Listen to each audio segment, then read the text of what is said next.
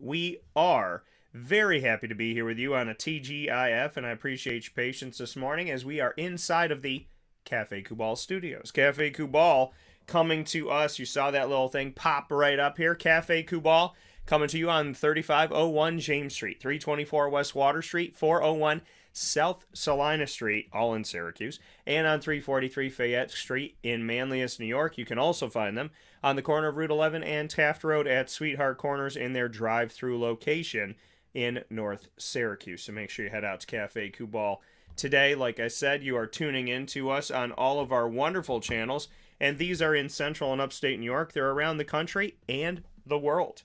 They might even be going up there to somebody in space. Shout out to my space people. YouTube.com, Facebook.com, and MixLR.com/WakeUpCallDT, Facebook.com/LiveNowDT, and on WakeUpCallDT.com. However you're connecting with the show today, thank you for being a part of the broadcast. And we are here on a great TGIF.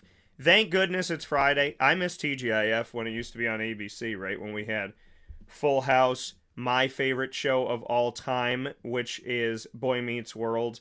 Also had, what else do we have there? We had Family Matters. We had Step by Step. Dinosaurs. What a show. What a show. If you've never seen the show Dinosaurs, it may terrify you a little bit. It may throw you off, right? But at the same time, it's so good. It was like Family Matters. Earl Sinclair was Carl Winslow, in my opinion, from Family Matters, the dad who's the cop. So, big fan of all those shows. Miss them like crazy. But TGIF never goes away, folks, right? Because we always have our Fridays. So, I'm very happy to be here with you this morning. I hope you are having yourself the best morning. If you're not, we're going to cheer you the heck up. And if you are, well, we're going to keep you cheery. You know, that's how it is. Got to keep the good good and got to turn the not so good into good stuff. There's always a silver lining.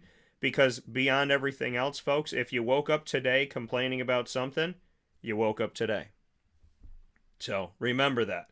Remember that every time somebody cuts you off in traffic, or you break up with someone, or you lose your job, or things don't go right, or you just can't seem to feel better, maybe you're feeling under the weather, you know, whatever it may be, whatever's going on, I want you to know that if you woke up this morning, as much as they may hurt, as much as you may be bothered by something today, you woke up today with the opportunity to be bothered by something, and that is better than being 6 feet under. So, welcome to Wake Up Call. Happy morning to you, and please, please stay positive, because there's so much to be happy about. There's a lot of great things we're going to talk about on today's show. We are jam-packed to the brim. I say we're jam-packed all the time, and I don't lie to you. Today, we have so many great things coming your way. So many great people that I got to connect with. I'm so excited for today. The Ma and Pa's Popcorn.com is what's poppin'. Ma and Pa's is back open, 201 Old 7th North Street in Liverpool, New York. They had closed down the location because they sent their entire staff to be there with you at the New York State Fair. Thank you for being there with them. And now they are back at their location, 201 Old 7th North Street in Liverpool, New York. Get your booties out there and make sure, if you want a job, you're looking for something, 315-450-6272. That's 315-450-6272. Thank you to everybody that's already called for a job at Ma and Pa's Kettle Corn and Popcorn Factory. Fantastic people to work with, so make sure you get in touch with them today. The What's Poppin' list of topics for the day. You know, every single Friday we have our trio of signature segments. The Annoying Moment of the Week, proudly presented by Carvel DeWitt. And Lead, Learn, Evolve, Ad-Lib, and Deliver, presented by Chick-fil-A Cicero and Chick-fil-A Clay. We'll have a check-in on P.E.A.C.E, my acronym I gave you last week. We're going to check in with you on that. P.E.A.C.E, Personal Evolution Amidst Chaotic Environment. We'll talk about that. Top Dog of the Week is going to be announced here on Wake Up Call, presented by K9 Camp Dog Daycare and K9 Kampground Dog Boarding.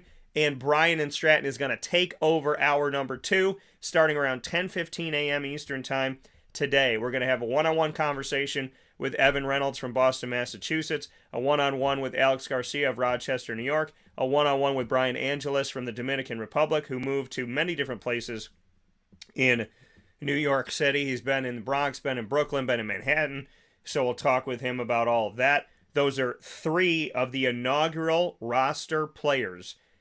Bryant Stratton Syracuse has never had a baseball team. The inaugural roster comes to you today. We are making history today. This is a time capsule today with Bryant Stratton Baseball, featuring these players for the first time ever.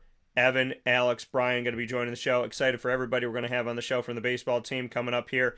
And then we're going to do a roundtable discussion to round out your Friday morning, to give you some laughs, to make you think, and to give you some positive notes. I cannot wait to share that with you, featuring Evan Reynolds, Alex Garcia, Brian Angelis, coming from their one-on-ones and rejoining me for the roundtable with head coach Shawn Peake in a rapid fire that you do not want to miss. You're going to be taking this and sending the link to your friends, family, coworkers, and colleagues, because there's positive messages, lots of laughs, and a whole lot of fun with the inaugural baseball team. So a lot of great stuff coming up here, and we're going to get started with the annoying moment of the week, proudly presented by Carvel DeWitt, 4322 East Genesee Street. It is what happy tastes like, and you know it is our longest standing segment on the show, 11 years old at least, if not older, and I love the annoying moment of the week, and here it is.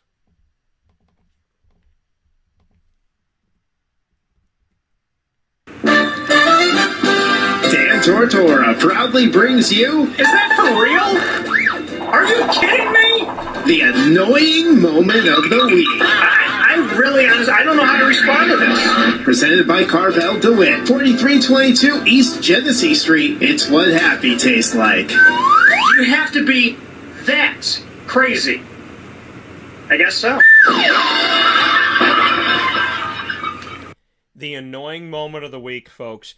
Love bringing you the annoying moment every single week, and this one is a doozer. So there's a lot of annoying moments I could throw at you. There's a lot of different things that can come your way. My annoying moment of the week for today, I would have to say, people that have come out of the pandemic meaner, ruder, worse drivers. Holy mother of the good Lord. I don't know who handed people free licenses at some, event, right? Sign up to give blood and get a free driver's license. I mean, that's what I feel like it is here in central New York. There's a problem with the people, some of the people, not all of the people, some of the people that are on the road. Sweet mother of the goodness. Wow, and wow, have we let some people on the road that I question. I do. I question why. I question how. I question in what world, in what universe did we think to ourselves, hey, you know what? I really think that this person deserves to have a license. That would be a hot no from me. So, my annoying moment of the week today, those of you that came through the pandemic and somehow became worse human beings. I don't know how you did it, and I don't care how you did it. I would just appreciate if you would stop doing it.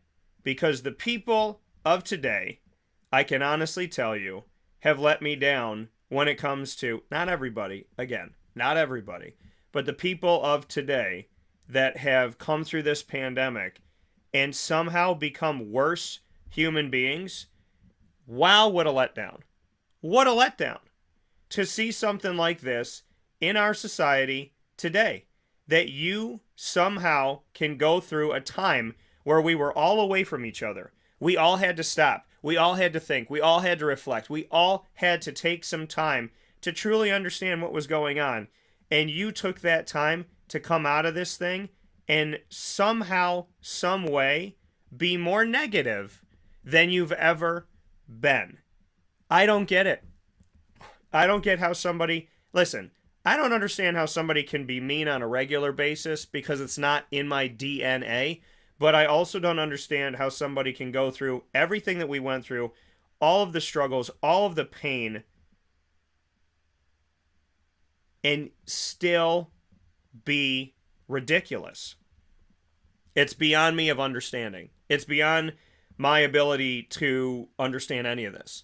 how someone can go through life and be so negative and then see everything that happened in our lives, everything we've been through, and stay negative.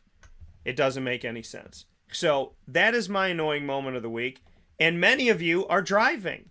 Many of you are weaving in and out of traffic, trying to kill everybody. I don't know what the emphasis is on the desire to die so quickly. And, but I see these people on the road. Thanks, buddy. Ross said, have a great show. I love you, brother. I hope you have a great coverage of your Friday Night Lights tonight. Ross, one of the greatest broadcasters and writers out there, and one of the greatest friends above everything else. He is out there in Northeast PA covering a bunch of different games here for high school football. Always having a great time. You got to read his article. Check it out. Look up Ross Turetsky and definitely link up with him. He's linked to me on social media as well, definitely on Facebook.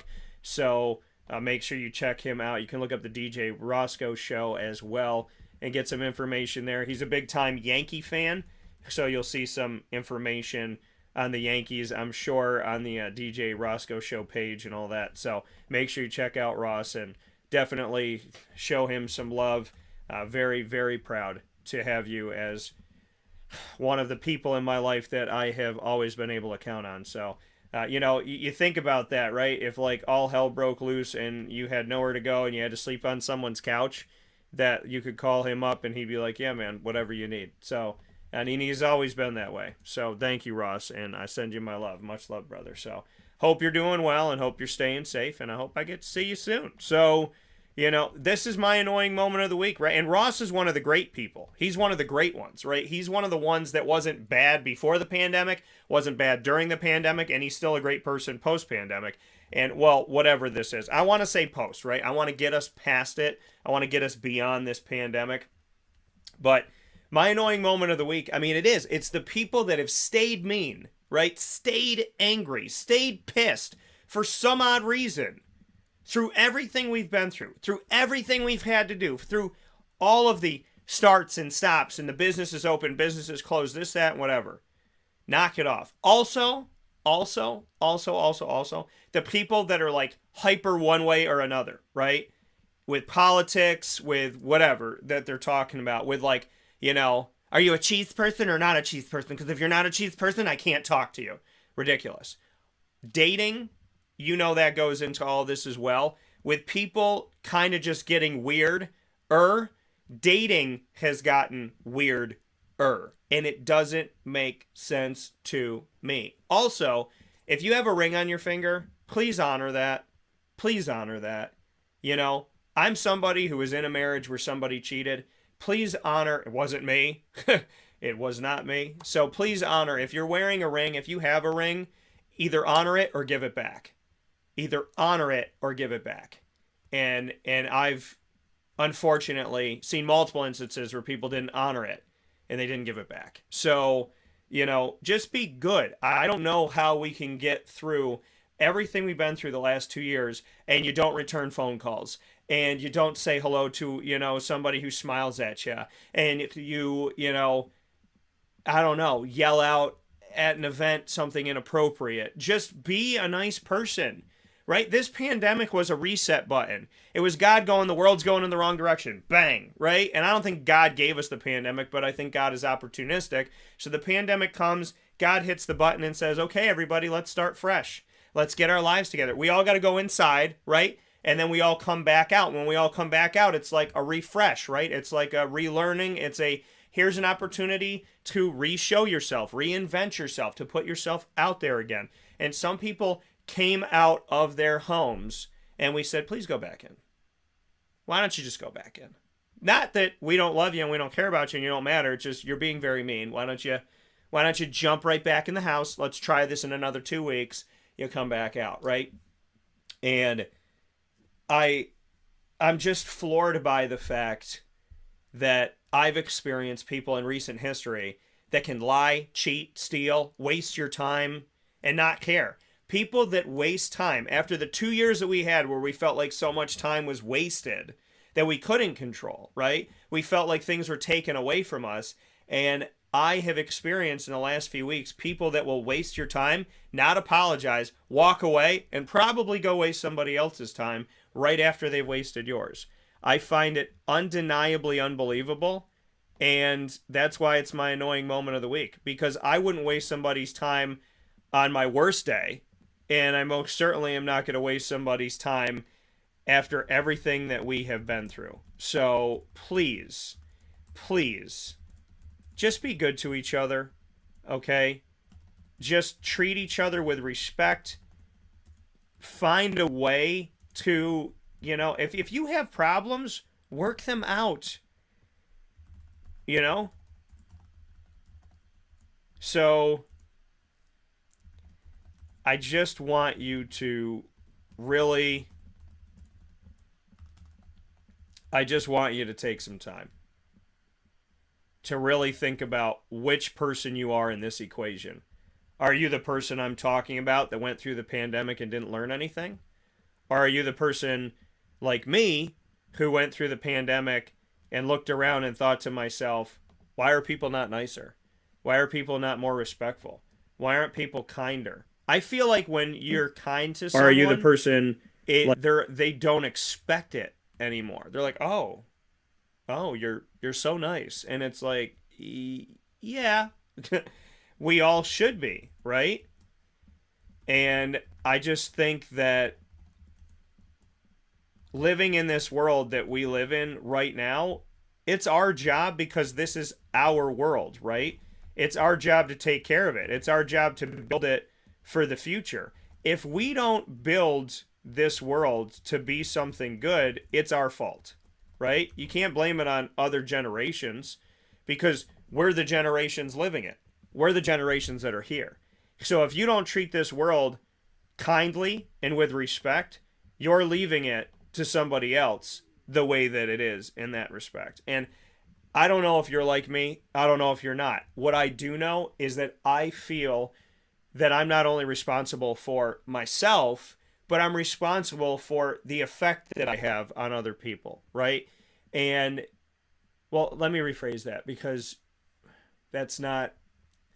I'm responsible for how I treat other people, right? You can't say you're responsible for the effect that you have, because you try to have a good effect, but, some people are miserable for the sake of being miserable. So you try to be a good person, and I want to let you know, don't let this world change you from being a good person, okay? Don't stop being a good person. If something doesn't work out, if somebody doesn't appreciate you, I went this week and I said hello to somebody that I normally say hello to, right? And I try to make small talk, and I try to say, hey, how you doing? What's going on? This and that. And I went up to her, and I was nice to her like I always am. And she was kind of like a little bit standoffish, a little bit rude. I don't want to, well, no, she was a little bit rude. And then she tried to start drama. Oh, I heard that this person said this about this. And I remember just sitting there going like, wow, I didn't have to talk to you today. And the only thing you have to say to me is to try and make me second guess myself and spread drama. And maybe that was God's way of telling me, like, hey, don't bark up that tree, right? As a friend, as anything, don't bark up that tree. Just be an acquaintance, right? Hi, how you doing? Hi, how you doing? Hi, how you doing? And I tell people all the time, you know how I feel about people. I won't be rude to them. You know how I feel about somebody and the way that they treat me or the way they treat other people or whatever it may be, if I just say, hi, how you doing? And I keep moving. Because I'm the type of person that I'll sit and talk, and you can have my time if you respect it. I'll hug you. How's your family? Try to remember something about everybody, right? If I keep walking, then whoever's with me is like, oh, okay. So that person did something to Dan or said something, or they're just bad news bears. I can't be around drama anymore. And if you went through this pandemic and you're still creating drama, you learn nothing. You learn absolutely nothing. People that just create drama. I remember I said that to somebody. I said, I'm dealing with real problems and you're creating fake ones. And when you told them that, they just kept going. See, what you have to realize with somebody who creates drama, with somebody who makes a problem out of nothing, with someone who hurts somebody or just like tries to make your day a bad day or whatever it may be, you have to understand that speaking logic to those people is not going to work. And I've realized that. You can try, but when you tell someone like, hey, I have a friend battling ALS, and you're making our day bad for no possible reason, you can try that once or twice, but after they just keep going or they just stare at the wall, you have to get to a point of going, you know what? I shouldn't be around this person. I should be around my friend that has ALS. I shouldn't be wasting my time with people that I don't need to waste my time with. And I don't need to waste my time with anybody. And you don't either. And it's okay. To the good people out there, it is okay to not answer the phone call of someone who's dramatic. It's okay to not answer I've had to block a friend on text messages because out of nowhere, I asked them, we were doing an event and during COVID, and I said, hey, I've been paying for these trophies for years upon years upon years, so everybody's going to throw in $20 this year because I've been spending almost $300 on these trophies, and that's ridiculous, right? and the trophies were for the league; they were for us all, and the person flipped out, and I was like, okay, you know what? I'll hear them out. I'm going to hear their reasoning for it. And then they just kept going and going and going and going and just sending like massive paragraphs. And just reading the paragraph got my heart like pumping. Like, you know, when you're around somebody and there's so much stress, you feel it physically, like you feel exasperated by it. And I feel that when I'm talking about it right now. And so I had to block them. A friend that I'd had for years, I had to block them so they couldn't keep sending me these like mountain text messages. You don't have to answer the phone to somebody who stresses you out. You don't have to answer the text message. And you don't have to go to dinner with them. Okay? You don't have to. Dan, I have to be married to this person. No, you don't. You choose to. Dan, I have to stay engaged. No, you don't. You choose to. Dan, I have to be their friend. We've been best friends since we were kids. No, you don't. You get to choose. You don't have to do anything. Unless God comes down from a cloud and smacks you on the hand and goes, you have to do this. You don't have to do it. Stop treating people like they're God. That's your first mistake. Believe in a God. If you don't, that's your second mistake. And when you go forward in life today, because you know those people who drive you nuts, you don't have to answer the phone. You don't have to. Okay? You don't have to. How about this? I want you to go with this today. I'm going to put this up as one of my quotes today. Treat the people in your life that cause drama like telemarketers and don't answer. Treat the people in your life that cause you drama like telemarketers. We don't answer that phone call, right? We don't answer their potential spams and the block calls. I got a block call a couple nights ago at midnight. I answered the phone. I let it sit. Nobody picked it for like 4 seconds. Nothing. Then I heard like a little breath and I said hello. And then they hung up. I don't know who it was. I don't know why you'd call somebody at midnight. I don't know why you would block your number. But at the end of the day, you don't have to answer the block calls, the potential spams. There's no reason why I had to answer that. See, my thing is when it's a call at night, I get agita, like, is everybody okay? Treat the drama in your life like a telemarketer and get away from it. Most of us do not answer the phone call to talk about, whatever they're selling. So remember that. Remember that. You don't have to answer the phone. You don't have to do anything. Choose to take care of yourself because life is too precious and too valuable to waste it. I appreciate y'all. I send y'all my love. That is your annoying moment of the week. Proudly presented by Carvel DeWitt, 4322 East Genesee Street in DeWitt, New York. It is what happy tastes like, and you need to get yourself out there to enjoy some amazing, amazing favorites, including my Sunday and what's coming up that I promised you in June. You're going to go into Carvel DeWitt within the next couple weeks, and there's going to be a different poster because something different is coming, and I can't wait to share it with you. And we will do that very soon, connected to one of the great schools in our community. We'll take a step aside for a fast break on Wake Up Call with Dan Tortora, where sports meets that thing called life. We'll come back with Lead, Learn, Evolve, Ad-Lib, and Deliver. Proudly presented by Chick-fil-A Cicero and Chick-fil-A Clay from inside of the Cafe Kubal studios. This is Wake Up Call. You are amazing.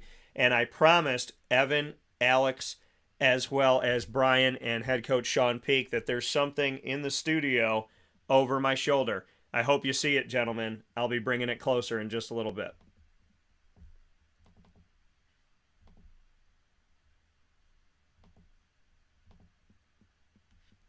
Carvel DeWitt, it's what happy tastes like. Do you know why? Because we make ice cream. Creamy, rich, flavorful ice cream. Not yogurt or iced milk like some of our competitors.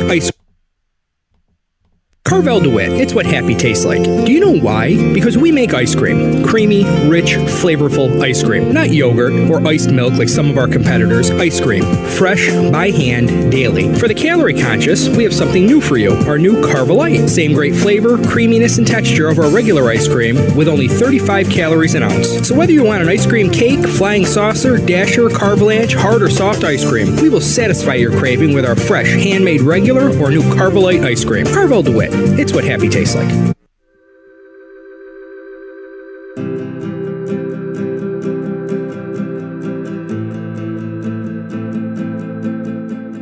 Cafe Kubal offers same-day local delivery of our products, offering no delivery charge for Onondaga County. Shop cafekubal.com for fresh roasted coffee beans, cold brew, travel mugs, and all your essential Cafe Kubal needs. Cafe Kubal, coffee for the soul.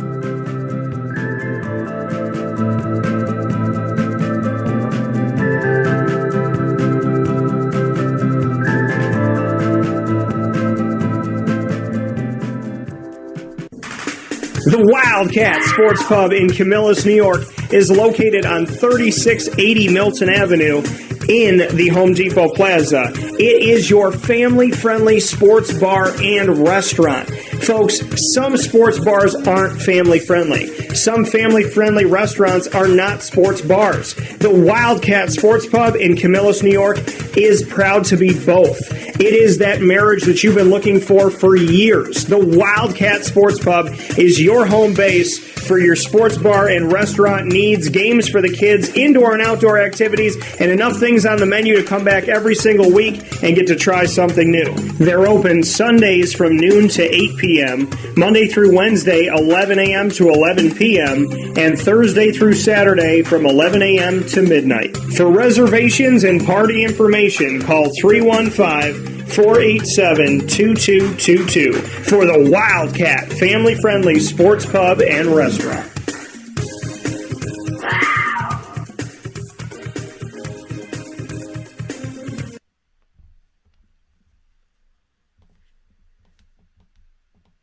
Welcome back here to Wake Up Call with Dan Tortora inside of the Cafe Kubal studios. Hanging out with you where sports meets that thing called life. Very proud to be here with you every Monday through Friday from 9 a.m. to 11 a.m. Eastern Time.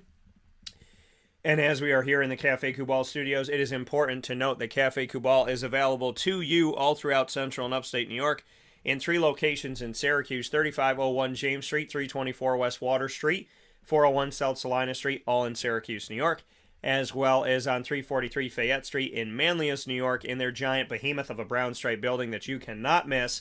I call it the Welcome Center to Manlius, literally where all the roads converge to go into Manlius. Cafe Kubal is right in front of you, so make sure you stop there today. And, of course, at their drive-thru location on the corner of Route 11 and Taft Road at Sweetheart Corners. So make sure you do that in North Syracuse, right by the airport. So thank you to everybody that has, and much appreciation. I would like to take a moment right now before we do anything to wish everybody a very happy Hispanic Heritage Month. As you know, being Hispanic is part of my culture. Very proud to have that in my culture. And so I learned different things, grew up thinking I was 100% Italian, found out at 14 years old that we have Hispanic blood, and we may actually have blood that stretches out into parts of Africa now. So as I learn my culture, I hope that you learn yours. And love being Italian, love being Hispanic, love being everything that I am. And in Hispanic Heritage Month, it is important to remember that we should honor every nationality, every background, all people, right? You shouldn't have to have a Black History Month. You shouldn't have to have a Hispanic Heritage Month, because these should be things we appreciate all the time. Unfortunately, we haven't. So now we have these opportunities, and hopefully we will somehow just all connect with each other through love and find a way to make every month Hispanic Heritage Month, every month Black History Month, every month about everyone who's white, brown, blue, polka dot, whatever you are. You know, it's good to be white. It's good to be black. It's good to be brown. It's good to be tan. It's good to be every color. It's good to be every nationality. It's good to be every background. It's good to be every religion. Welcome it all together into one giant pot of love, because that's what God did. God put us all in a pot, mixed us all together, and is hoping that we're going to make some awesome tasting soup. But if we don't work together in this pot, soup's not going to taste that good. So please be good to each other. And if it's not your culture, that's okay. Learn about it, right? You don't have to agree with everything, but you can learn about it. And I think that learning about it, I know that learning about it is a beautiful thing. And it's imperative that we take the time to take the time. So take the time today to learn about each other and to grow together. Because when you learn, you can blossom. When you blossom, you're not stagnant. When you're not stagnant, you can bear fruit. When you bear fruit, then you can give back. And when you give back, you can learn something. So be good to each other, and happy Hispanic Heritage Month. And big shout out to my little brother Miguel, that on his birthday yesterday, September 15th, we started Hispanic Heritage Month, and he is a very proud Hispanic from Guatemala City, Guatemala. So I love you, little brother, and I send you all my love to all of the families everywhere celebrating Hispanic Heritage Month, and to the world that I hope will, arm in arm, celebrate with us. Happy Hispanic Heritage Month. I'm very proud to be part of the Hispanic culture, and I love my family. And shout out to my family that watches from Spain 5-6 hours ahead of time. I send you all my love too. Please be good and stay safe. With that being said, it's time to jump into Lead, Learn, Evolve, Ad-Lib, and Deliver here on Wake Up Call with Dan Tortora, where sports meets that thing called life. Today's topic, we're checking in on something I brought up last week. P.E.A.C.E, my acronym. An acronym to an acronym is my friend. Lead is Learn, Evolve, Ad-Lib, and Deliver. That is the acronym for you that I have every single week, which is proudly presented by Chick-fil-A Cicero and Chick-fil-A Clay, the fantastic family led by Jim Sikowski at both locations and beyond. So much love to Jim Sikowski and everybody at Chick-fil-A Cicero and Chick-fil-A Clay. Lead, Learn, Evolve, Ad-Lib, and Deliver today brings you a P.E.A.C.E check-in. It's an acronym that I created last week. It's an acronym I've been talking about for a bit here, and I shared it with the Bryant Stratton baseball team.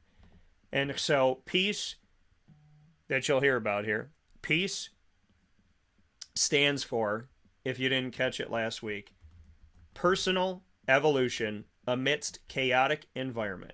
Personal evolution amidst chaotic environment. So here's my check-in with you. How are you doing with that? Are you staying peaceful? Or are you allowing people to disrupt it? I can tell you, I've done good with it, and I've done not so good with it, right? I have remained peaceful, but yesterday, I let a total stranger disrupt my peace. I let a total stranger disrupt my peace. Somebody I don't even know, and somebody I may never know, right? You know, somebody who's just a total stranger that in a split second can bother you, and then that's it. I woke up extremely peaceful, thanks to God.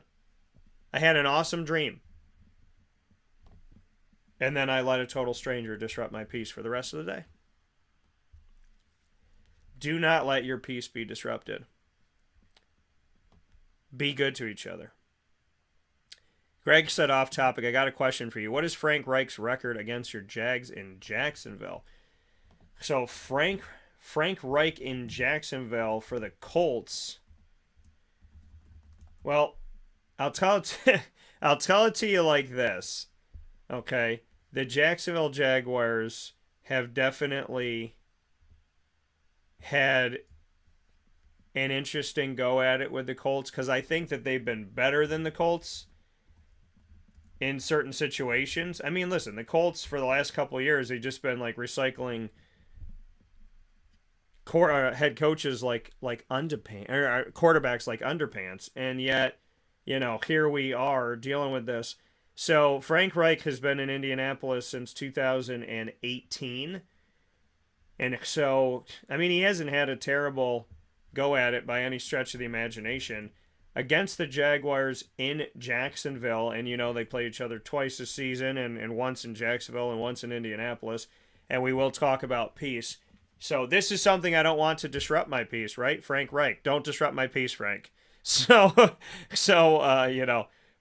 Frank Reich, I mean, he was somebody that was on one of my coaching lists in the past here of potentially getting the job maybe in Jacksonville. So, kind of interesting here that we see him in the AFC South with the Colts over these last few years, 2018 on to where we are now. So if we go back here by the schedule here by year, and we go back to 2018 for the Indianapolis Colts, in Jacksonville in 2018 here, they faced off against the Jaguars.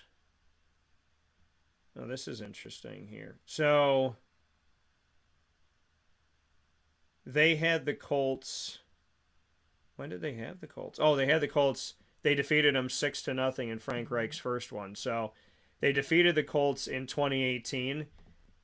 So you wanted to know just in Jacksonville, Greg. So in Jacksonville, they defeated the Colts in 2018, and then they defeated the Colts in 2019. They had Indianapolis the first game, so they were 3-0 against the Colts.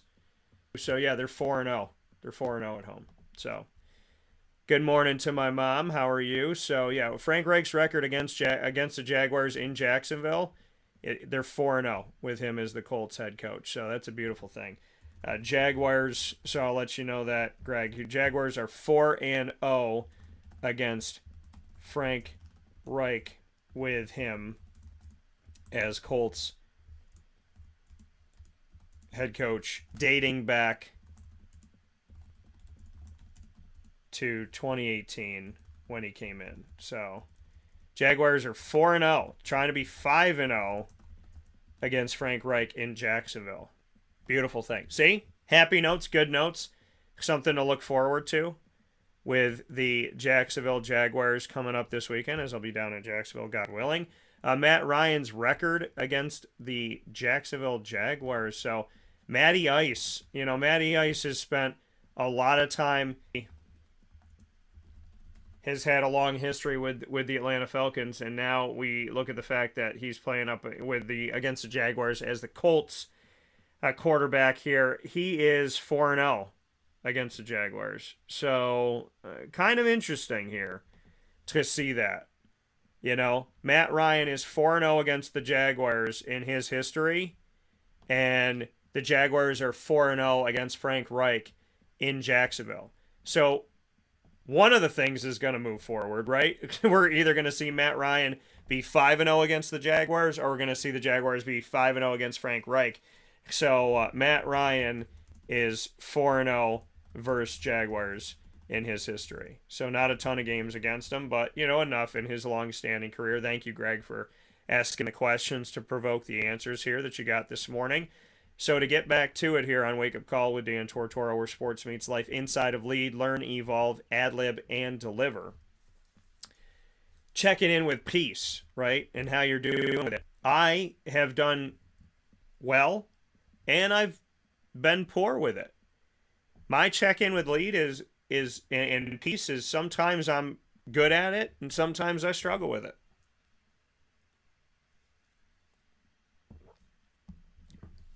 My mom and dad can tell you I've let a lot of people disrupt my peace over time. And,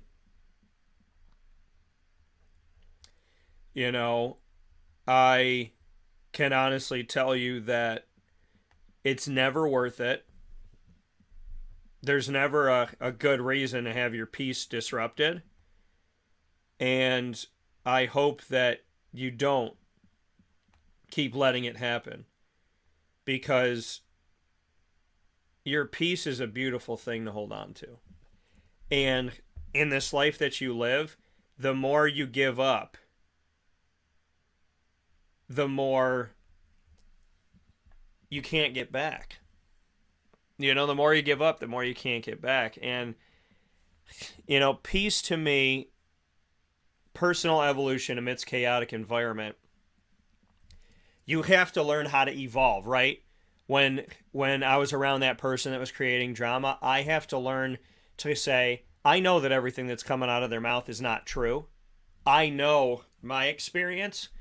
And if somebody feels some kind of way, then they need to bring it to me and say it to me, because this is not how I've experienced that person. You know, I feel like so many people, like people don't return phone calls, and sometimes it's an honest mistake. And sometimes you sit there like, bro, you can't like send me a text message for like 5 seconds, right? And some people aren't good with time, right? They're great at getting back to you in the beginning, and then once they get into something, they never get back to you. And you can't take it personally. And that's the thing about personal evolution amidst chaotic environment. You can't take it personally.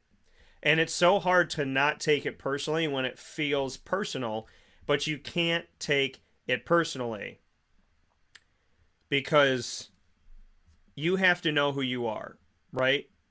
And you have to know what you bring to this world. And you have to know how you treat people. Because if you know you're a good person, and you know that you do good things, and you know that you're only seeking to help people and bring people together, then you have to live inside of that, right? And you have to know who you are and say, you know what? I know I'm a good person. I know I'm good to people. I know I'm not perfect, but I know that I try. And I know that I didn't, you know, and you got to treat every situation individually, right? You can't be like, well, this person isn't calling me back because of this reason, because that's why this person did. No. You have to treat everything individually, because every person is an individual, right? Now, I trust my gut and I trust my vibes. So if my gut tells me like, hey, give this person a call back, they're worth it, you know, and I don't feel like there's anything, you know, malicious here, then call them back. You know, and then there's other ones that it's kind of hard. And sometimes it rides in the middle. Sometimes you sit here and say to yourself, I want to call that person back, but I don't know if I should. You know, because there's something about that person that maybe doesn't make you feel great, or feel as safe, or feel as appreciated, or feel as loved.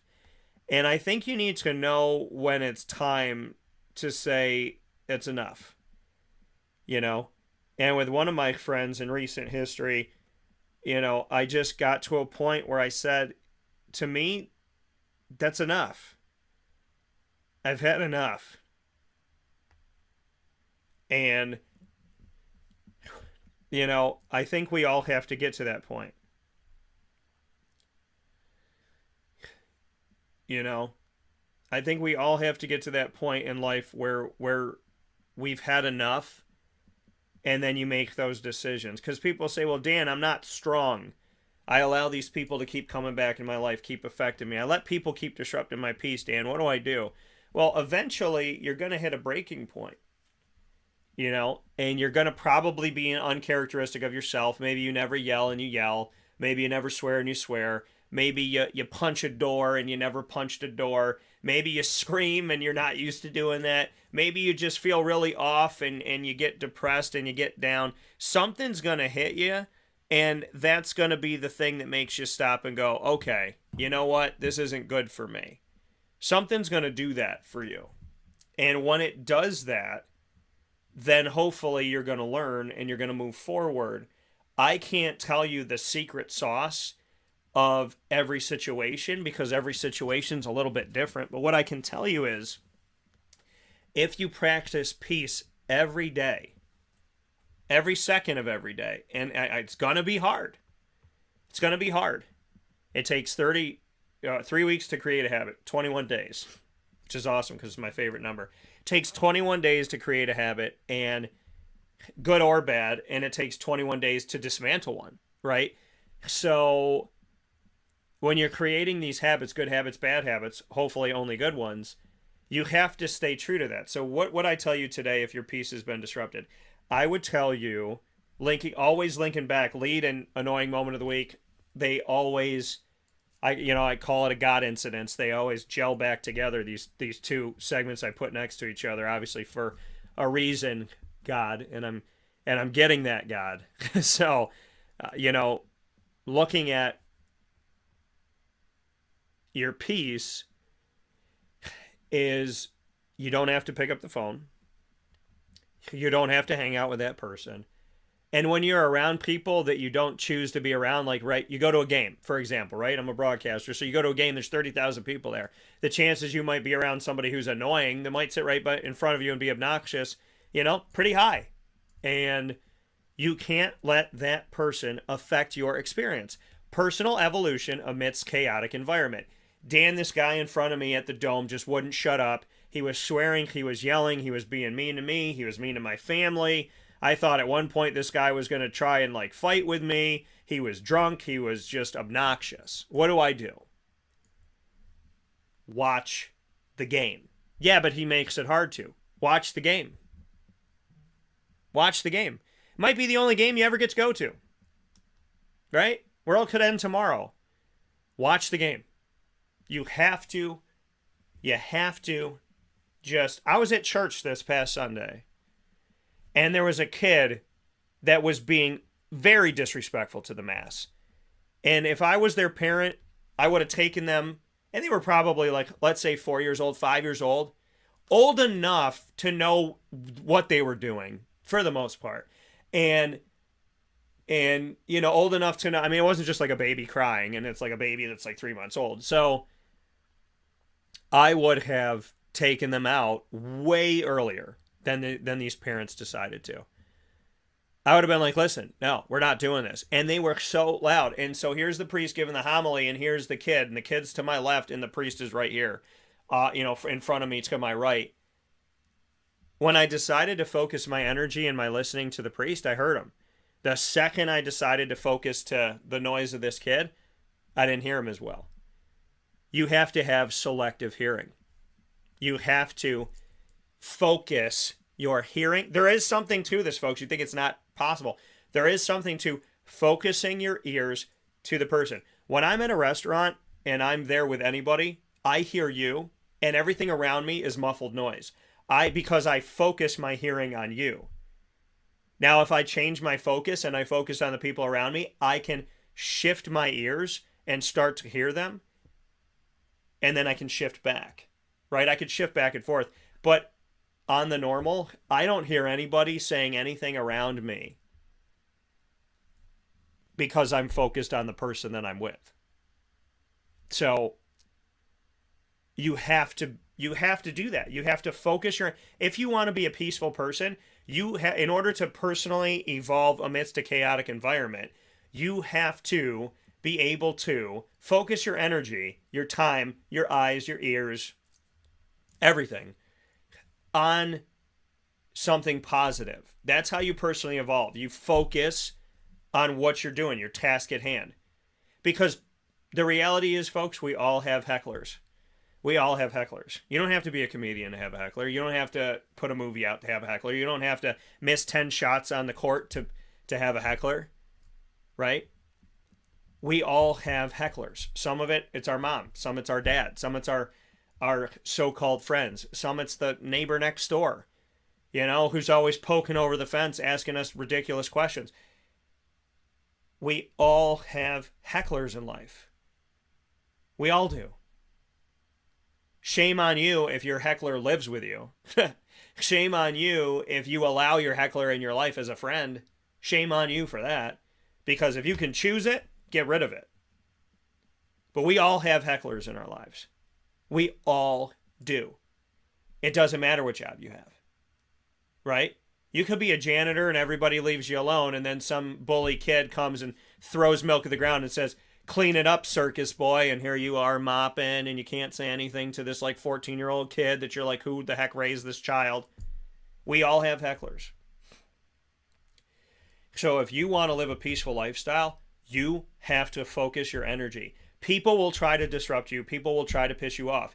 There's a person that got a job that's been undeniably disrespectful to me for no reason. I've known him for over a decade, never bothered him a lick in my life.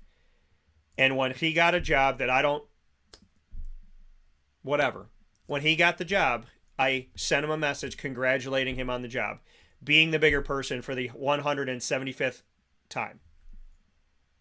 He didn't even send back thanks. Thank you. Nothing. Like he never got the message because he can't share with people that he got that message. Because if he shares with people that he got that message, it furthers the reality and the truth and the narrative that I'm a good person that he's disrespected for over a decade. He had an agenda. He used his agenda to his advantage. And he cut people out that he didn't care about, that he didn't want to be around. Now, what do? How do I personally evolve amidst a chaotic environment? I wish him well. I say congratulations, and I never think about him again. That's my piece. I hope he does a fantastic job in his seat.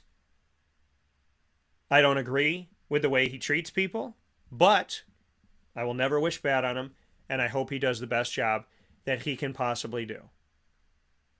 I would do things vastly differently than him, but I'm not him.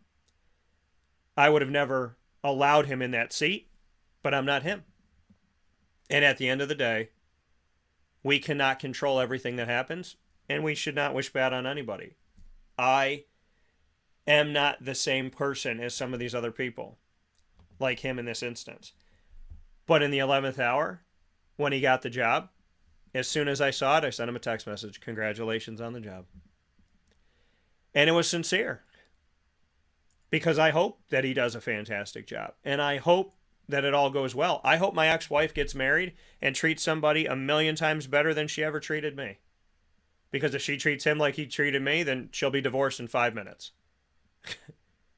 So I always hope the people that wrong me get better. It is a tough pill to swallow when you see somebody treat someone like gold after they treated you like garbage. But would you rather have them continue to treat people like garbage? Because that means there's more hurt people. See, that's the thing. I don't seek revenge. I seek peace. I could seek revenge against an ex or against somebody who wronged me in business or against a friend who did me dirty. I can seek revenge. Or I can hope that they treat people better. Why would I want somebody else to be a victim of the person I was a victim of? And why do I want to be a victim of anybody? You don't have to be. Personal evolution amidst chaotic environment. When you're in a bad space, be a good person. Don't let them change you. Don't let people change you. Don't let someone who got a job promotion that's hurt you change you. Say congratulations, whether or not you agree with it. When you see somebody that you dated allegedly treating somebody fantastical and you know what they did to you, say, God, thank you. Thank you that they have knowledge and wisdom. Thank you there's going to be one more person in heaven. Thank you that they clean their soul. Why do we have to be so mad at everybody all the time?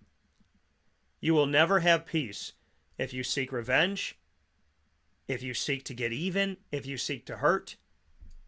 You will never, ever have peace if you try to get back at somebody for something they did to you. God knows what they did. They know what they did. Let it go. Personally evolve amidst chaos, or else you will be gobbled up by the chaos. I don't always get everything I want, but I do choose to be peaceful. And when I don't agree with something and I don't like something,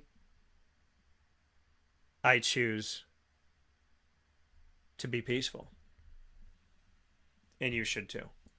I'll keep checking in with your peace, and you keep checking in with mine. Chick-fil-A Cicero and Chick-fil-A Clay a great place of peace led by a tremendously faithful person in Jimmer Sikowski and his incredible team. Head out to Chick-fil-A Cicero and Chick-fil-A Clay today. They are more than a chicken sandwich. They're good people. Great people.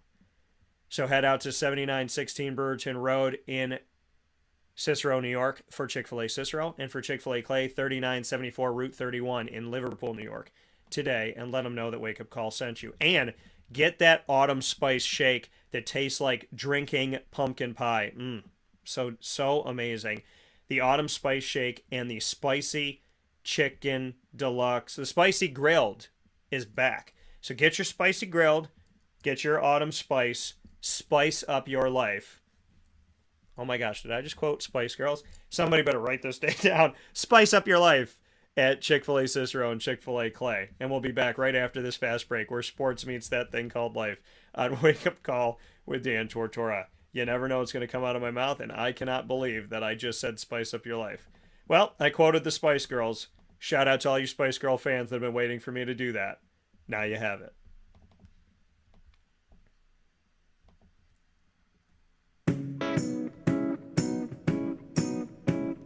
In these unique times, there are those in our community that give us a sense of normalcy and positivity. Pizza Man on 50 Oswego Street in Baldwinsville has been here for you for over 35 years and is here now.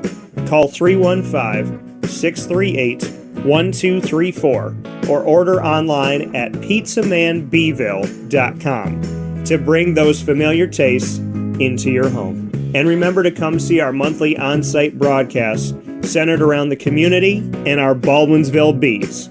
Pizza Man in Baldwinsville. Any way you slice it, they are always here for you.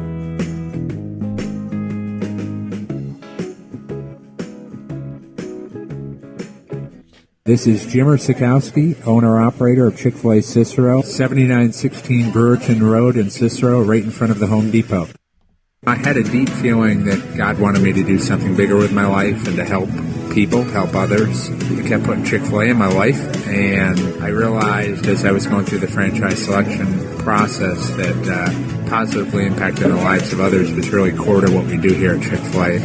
First of all, it starts with the food. The food is brought in fresh daily. We bring in local produce. We prepare to order in the kitchen. We hand bread our chicken. We hand spin our milkshakes. It's great food. It doesn't taste like fast food. I think the second thing is the way people feel when they come in a Chick-fil-A restaurant. It's different. We try to treat people with intentional kindness here, which is very different and deeper than good customer service. And so I think it feels remarkable for most people to come in a Chick-fil-A restaurant. And then lastly, the impact that we try to have in the community is very different. It's a big part of the expectation of every operator of a Chick-fil-A restaurant is that they're actively engaged in their community, they're a leader in the community, and they're making a difference. When they realize that what we're striving to do is to shine a little light in their life, that's a very, very different experience than you will have at any other quick service restaurant. And it's that remarkable experience that I think people will emotionally connect with.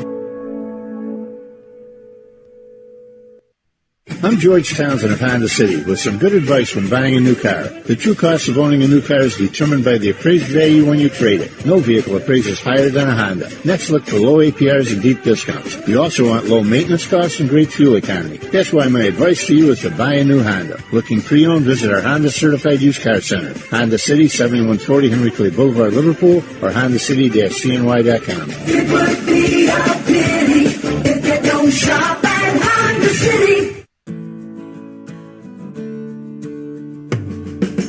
Our corporate purpose at Chick-fil-A is to glorify God by being faithful stewards of all that's entrusted to us and to positively influence all those who come in contact with Chick-fil-A. And what became increasingly clear from our success in Cicero is that people love Chick-fil-A. And also I think we recognized that, we had a great opportunity to grow the brand and grow our platform. I felt incredibly grateful when I was selected to be a Chick-fil-A operator, I think what it's meant for me, what I've come to realize on a very deep level is that this is a calling for me. It's not a career. It's not a job. The Lord called me to be a Chick-fil-A operator and to use these restaurants to glorify Him and to positively influence other people. I'm blessed. I'm very blessed. Head to Chick-fil-A Clay on 3974 State Route 31 in Liverpool, New York.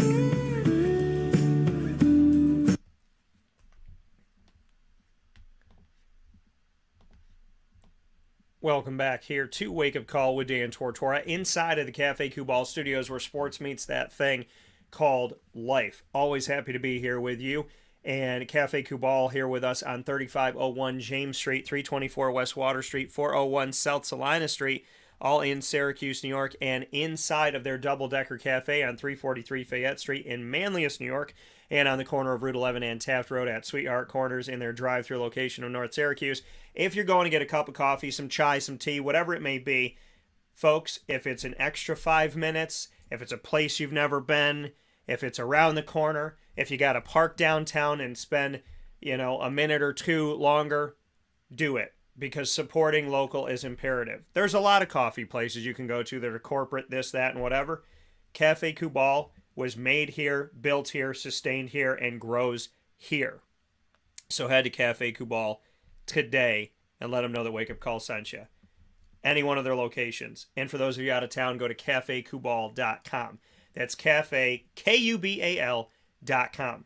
Check them out today. Appreciate everything you're doing, Matt Goddard and the team, and much love as always. With that being said, it's time to jump into our top dog of the week. Everybody coming in for Bryant Stratton. It's coming up momentarily, but not before we get into our top dog of this week. Thanks, Lily. Canine Camp Dog Daycare and Canine Kampground Dog Boarding, bringing you the top dog of the week every single Friday at 10 a.m.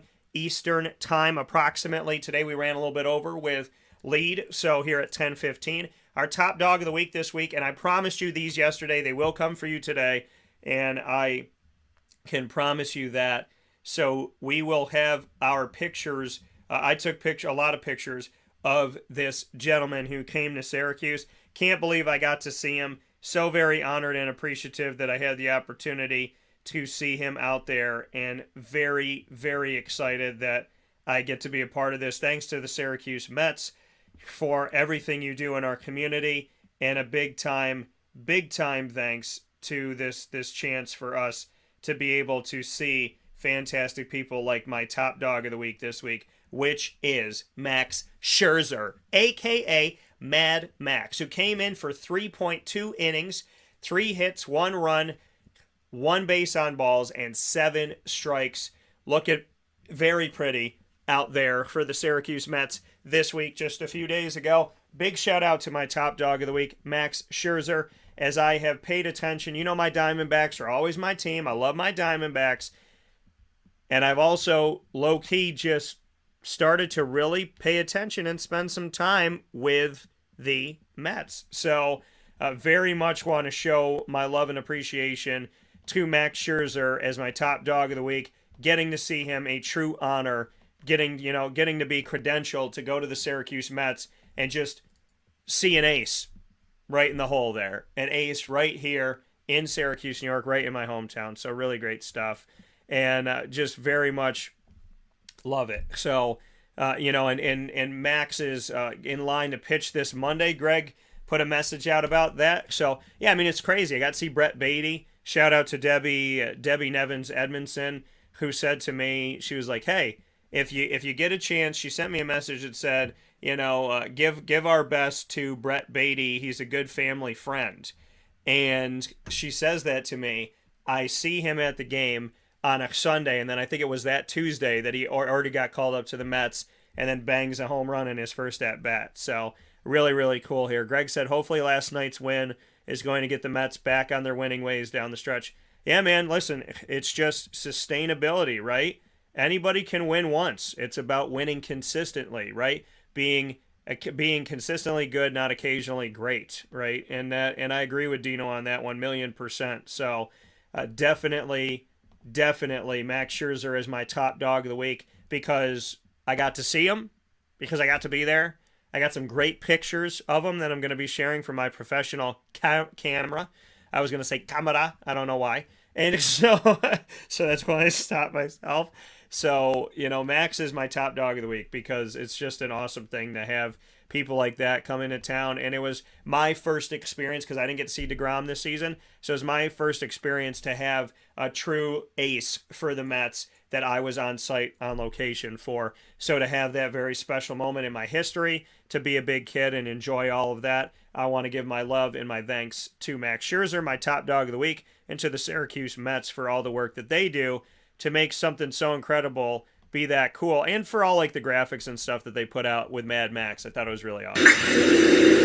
Top dogs of the week come to you every single Friday around 10 a.m. Eastern Time. Brought to you by Canine Camp Dog Daycare and Canine Kampground Dog Boarding, the premier place, and in my opinion, the only place to bring your dog for short and long-term care. You can get in touch with Canine Camp Dog Daycare by calling them at 315-437-7110. That's 315-437-7110. And you can go to K-9KAMP.com for more information. And for Canine Kampground Dog Boarding for longer-term care for your furry-loving friends, you can get yourself in touch with them by going to Kampground.com for caninecampground.com. And, of course, you can call them at 315-299-4013. So make sure you do that today and let them know that Wake Up Call sent you their way. Much appreciation to all the wonderful people led by Lorraine and all of her team, Chad, Heather, everyone at Canine Camp Dog Daycare and Canine Kampground Dog Boarding. I salute and appreciate you for giving us peace of mind to connect back to our lead segment. Peace of mind knowing that our dogs are safe and sound with you for as long as they're there, be it a few hours or a few days. So thank you to Canine Camp Dog Daycare and Canine Kampground Dog Boarding. They do fill up quick for the holidays. I believe they're already at full capacity at Canine Kampground for Christmas. So if you have anything coming up for any holiday, it is never too early to call. Get in touch with them now. When you know the dates you're going to be out of town, call them immediately. As soon as you book those plane tickets and that hotel and everything, you make sure you get in touch with Canine Kampground because they will fill up fast. So make sure you do that. Shout out to Max Scherzer. Shout out to the New York Mets. Shout out to the Syracuse Mets. And shout out to our community, as I want to thank you for being our top dogs of the week. Jason Smorl and his entire team, Katie and everybody there, Michael, everyone with the Syracuse Mets, thank you for what you do. Thank you to Max Scherzer for coming into town and being awesome. And thank you to the New York Mets for sending him here. So those are my top dogs of the week, all in the great state of New York and here in our community. Greg said, pretty incredible the recent futility the Colts have had against the Jags over the last 7 years. Yeah. So, Greg, I figured you knew the answer before you asked the question. And it's a very interesting thing to get back to that for a second here, to know that the Colts, under Frank Reich as their head coach when he came in 2018, are 0-4 in Jacksonville. And to know that Matt Ryan is 4-0 against the Jaguars in his history as a quarterback in the NFL puts us in a very unique situation where somebody's going to get something on somebody else. So excited for this. Heading southbound or going to the Cuse game tomorrow, or both? Both, brother. You know what it is.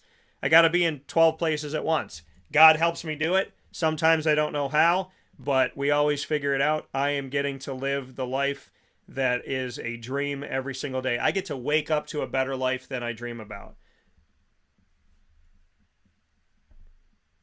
And that's a big thanks to God for that. We'll take a step aside for a fast break. We will come back with our Bobcat Takeover. It is going to get awesome. The Bryant Stratton College Bobcats of Syracuse have never had a baseball team.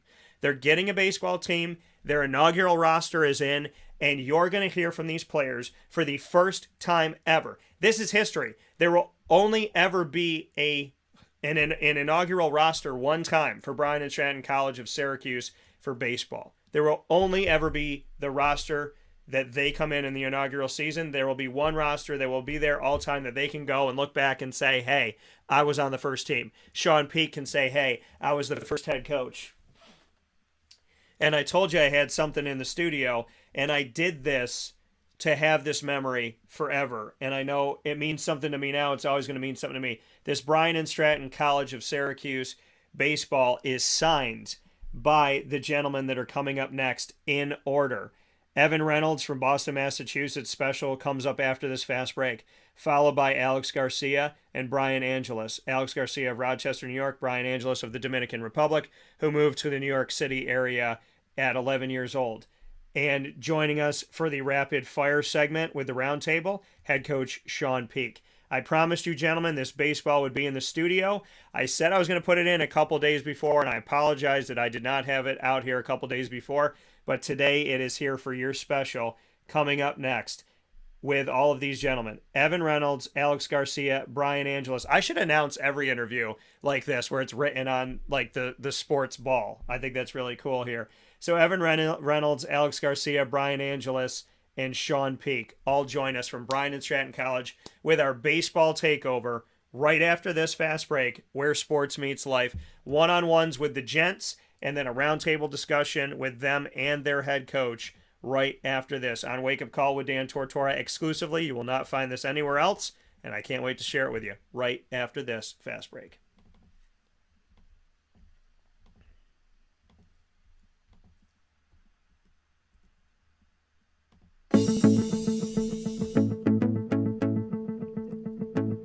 Avicoli's, located on the corner of Route 57 and Wetzel Road in Liverpool, New York, has been your trusted neighbor for decades. Located just steps from Liverpool High School, we're happy to have the Liverpool Warriors on-site, on-location broadcast at Avicoli's through Wake Up Call with Dan Tortora every single month, featuring student athletes, coaches, and administration throughout the year from Liverpool High School. Head out to Avicoli's today on the corner of Route 57 and Wetzel Road in Liverpool, New York, open Tuesday through Sunday for lunch, dinner, and drinks. We'd love to see you out there. And of course, you can call them at 315-622-5100 for takeout, delivery, and catering. That's 315-622-5100. And also find them on myavicolis.com. That's myavicollis.com.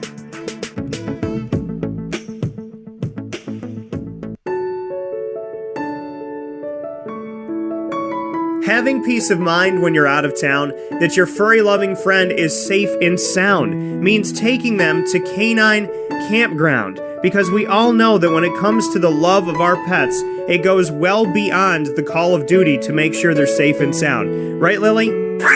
So take a ride to 242 Johnson Street in East Syracuse, New York, and see Canine Kampground and where your dog will be staying, in the classic cabin, the executive cabin, the grand cabin, or of course the luxury cabin, because if you know Lily, you know she loves luxury.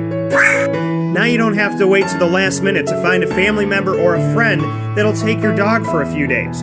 Call Canine Kampground at 315-299-4013. That's 315-299-4013. Their drop-off and pickup times are Monday through Sunday. Check K9Kampground.com for more information. That's the letter K, the number 9, and Kampground spelled with a K.com. K9Kampground.com. When you're going out of town, bring your dog to Canine Kampground.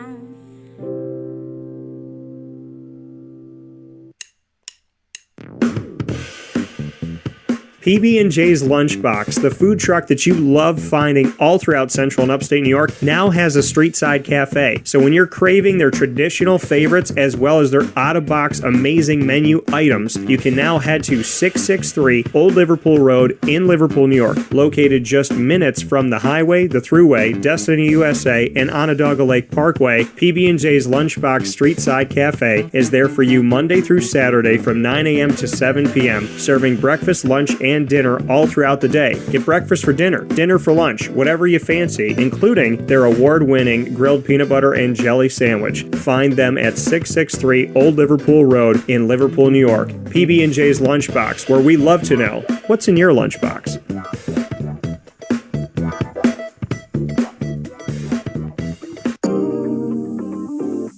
As a patient, what do we want? To be cared for, to be listened to, and to have someone walk us through the process on our path to victory. Victory Sports Medicine and Orthopedics does all of those things beautifully, with Dr. Mark Petropoli leading the team on 791 West Genesee Street in Skaneateles, New York, located minutes from beautiful Skaneateles Lake. Whatever your injury may be, from head to toe, preventative care, rehab, physical therapy, laser therapy, and surgery are all available at Victory Sports Medicine and Orthopedics, where they care about us, they listen to us, and they understand that everyone's path to victory is a little bit different. Let them help you on yours by calling 315-685-7544 to make your appointment today. That's 315-685-7544. And find out more information at victorysportsmedicine.com.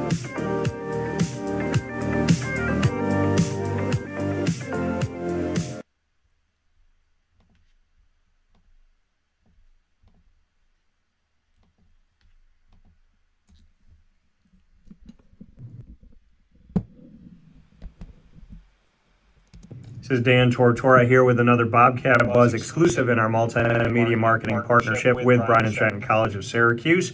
And I'm here with Evan Reynolds for the first time ever. I'm ecstatic about this series of specials that we have for you, because this is not just talking to a team. This is talking to the inaugural roster of Bryant Stratton Syracuse baseball. Forever, Evan, you will be a part of history. What does it mean to you that wherever baseball goes from here with Bryant Stratton Syracuse, that you will be a part of the inaugural season that happens once in a lifetime, once in forever, and you get to say that you were on that roster right wherever we go from here?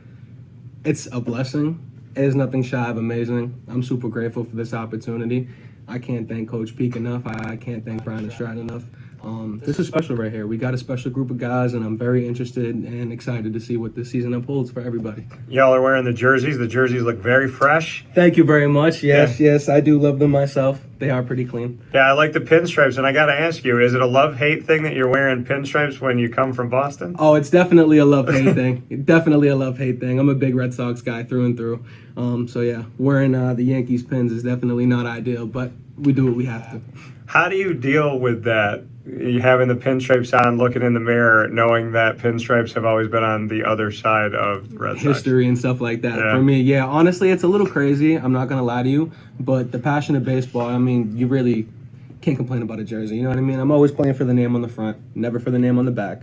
So as long as I'm upholding myself and my standards and my team and my community, we're playing good baseball, we're having fun, I could really care less what's on my body. What made you play for the name on the front? Why the Bobcats here in Syracuse? The Bobcats here in Syracuse gave me an opportunity when not too many others would. I'm actually coming off of a 2-year injury where I haven't played baseball in the last 365 days plus. So without Coach Peake, I really don't think this would even be an option for me right now. What happened? So basically, my last previous college, it was a first-year program similar to this. I had the opportunity of starting an inaugural season with another school as well. Unfortunately, they didn't last during the pandemic. They closed down due to financial issues. Boston College bought my last school over. So I went home. We were all forced to go home. I had a couple of months where I was just playing some ball, rehabbing.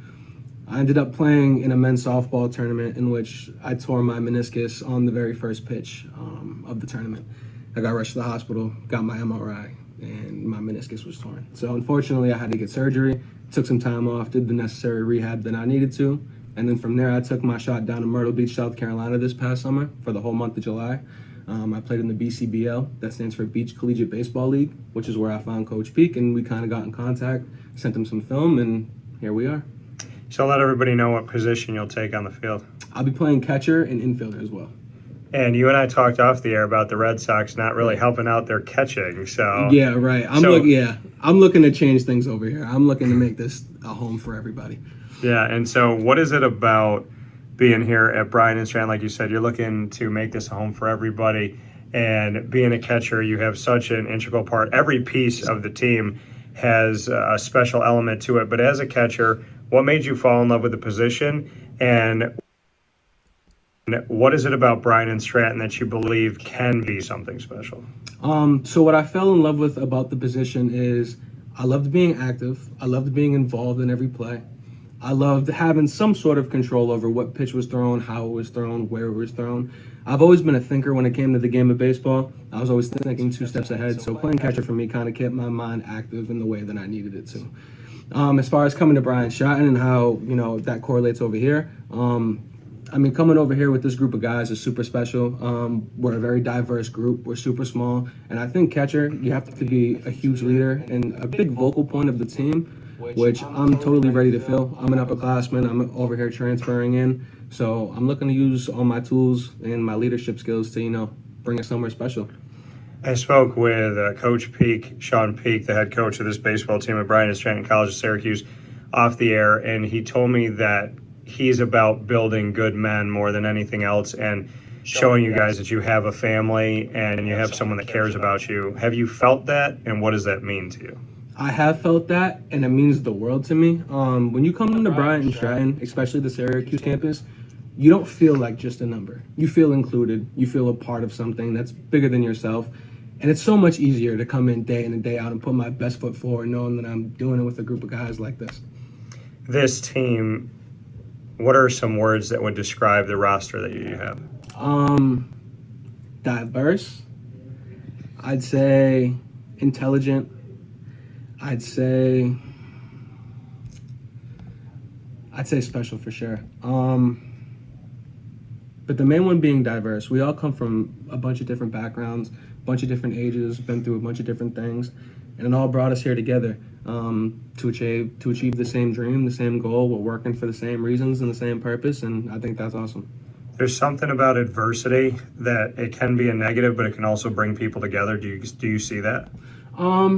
Yes and no. Depending on how you can handle adversity, it varies from person to person. But handling adversity, especially when you have a group of guys to fall back on as a team, and it's not just the individual that it falls on, is huge. It makes it much easier. The process is so much easier having a group of guys like this to lean on and, call your brothers and share all your information with. You have a tattoo on your left arm there. I'd love for you to show the camera this tattoo. I have a baseball with rosary beads. Yeah. What made you select this? So I got the baseball with the rosary beads because I've been in love with the game of baseball since I was a kid.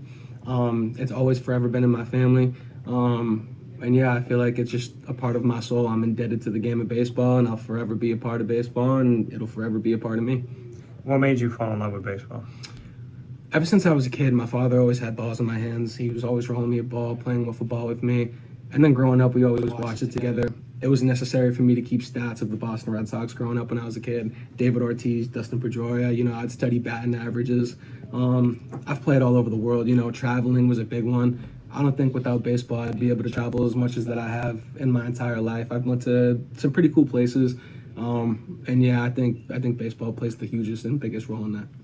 Big Papi was the only one voted in this past year to the Hall of Fame. What did it mean to you to see Big Papi Ortiz, and did you go? No, I did not go, but it definitely meant the world. Especially, I don't know if you followed up with what's been going on with David Ortiz the past couple of years, but he actually went home recently to visit the Dominican Republic. Unfortunately, got shot. Not too many people thought he was going to pull through that, which he did. And then, not too shortly after that, gets indicted into the Hall of Fame, which was pretty special for us, the city of Boston, because when he played for the Red Sox, he was a big, big, big leader, and he was big on the city. And he always cared about the people. He always cared about the fans. He was never that superstar that kind of big leagued anybody, you know what I mean? So, yeah, David Ortiz was very, very special for us in our city. Evan Reynolds, getting to know him here from Boston, Massachusetts, your catcher on the inaugural team for Bryant Stratton College of Syracuse with the Bobcats baseball team. Evan, thank you. Thank you so much for your time.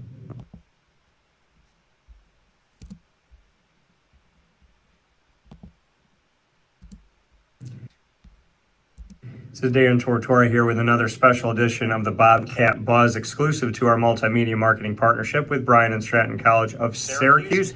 And I'm very happy to feature in this special Mr. Alex Garcia, who is a part of the inaugural roster for Bryant Stratton College of Syracuse's baseball team. History in the making. How are you, sir? I'm good, man. I'm doing well. I'm excited about the season, excited to get it going. Just all the fun things, moving in, moving away from home. It's just a bunch of good feelings, and I'm excited to go. You're moving away from home, but it's about 45 minutes away. So what's it like to be away from Rochester? Does it feel like you're truly away? And it's in the middle. I'm excited. I'm excited because I'm moving out of home. I'm starting my new life, new chapter in my book. But I miss my family, I miss my friends, but I know I have to do this for me. I have a very unique relationship with Rochester, as I was in The Amazing Spider-Man 2. You were? And was actually one of the extras that made it on camera. So my relationship with Rochester and Main Street in Rochester has all to do with my favorite superhero of all time and going back and watching that movie and remembering where I was on that road. So I know Rochester for a very special way and a place in my heart that I'll keep forever. How would you describe Rochester? Where I live, thankfully, it was a beautiful place. I enjoyed about almost every minute that I spent there. You know, Rochester Red Wings, going out there watching the ball games. It was a nice, pretty town that I lived in. But overall, you know, had some issues. Wasn't a beautiful place. Wasn't always awesome. You know, but that's everywhere. You know, that's everywhere. It's here. That's next town over. That's everywhere. So Rochester to me was lovely. I loved it. I think it was a great place. But in general, you know, it could use some improvement. You talk about the Red Wings, and obviously they're connected to the Boston Red Sox. So how are you a Red Sox fan because of that, or where do you stand? I am not a Red Sox fan. I'm a New York Mets fan. Okay. But I just love going out to see the Red Wings. I think it's fun. You know, they're the only local team around Rochester, so it's really the only chance I get to see like a real baseball team play close to me. So, but I'm a Mets fan, doing good so far, so I'm enjoying it. And now that you moved to Syracuse, you got the Syracuse Mets down the road. Yes. DeGrom's been through here. Beatty's been through here. Yeah. Alvarez. There's a lot of guys out here. So what can you say about the fact that you're going to be able to see your Mets of the future for a couple bucks down the road? That is probably one of the most exciting things I've been about moving down here. Seeing Francisco Alvarez play out, we needed to catch it. We needed to catch it for a long time. So he's going to be an awesome addition, but I'm happy he's staying there now. We need him later in the year. Seeing Beatty was cool in the majors. DeGrom, I hope he never goes back to Syracuse Mets, hopefully. But just seeing them for a couple bucks down the road is something I'm looking forward to and definitely going to check out. What does it mean to you, the farm system, and being able to see that? You grew up around the Rochester Red Wings, now you have the Syracuse Mets.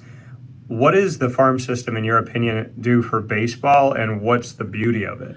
The beauty of the farm system is you really nurture these, you know, well-rounded ball players into great ball players, moving them on to the majors, moving on to their next step.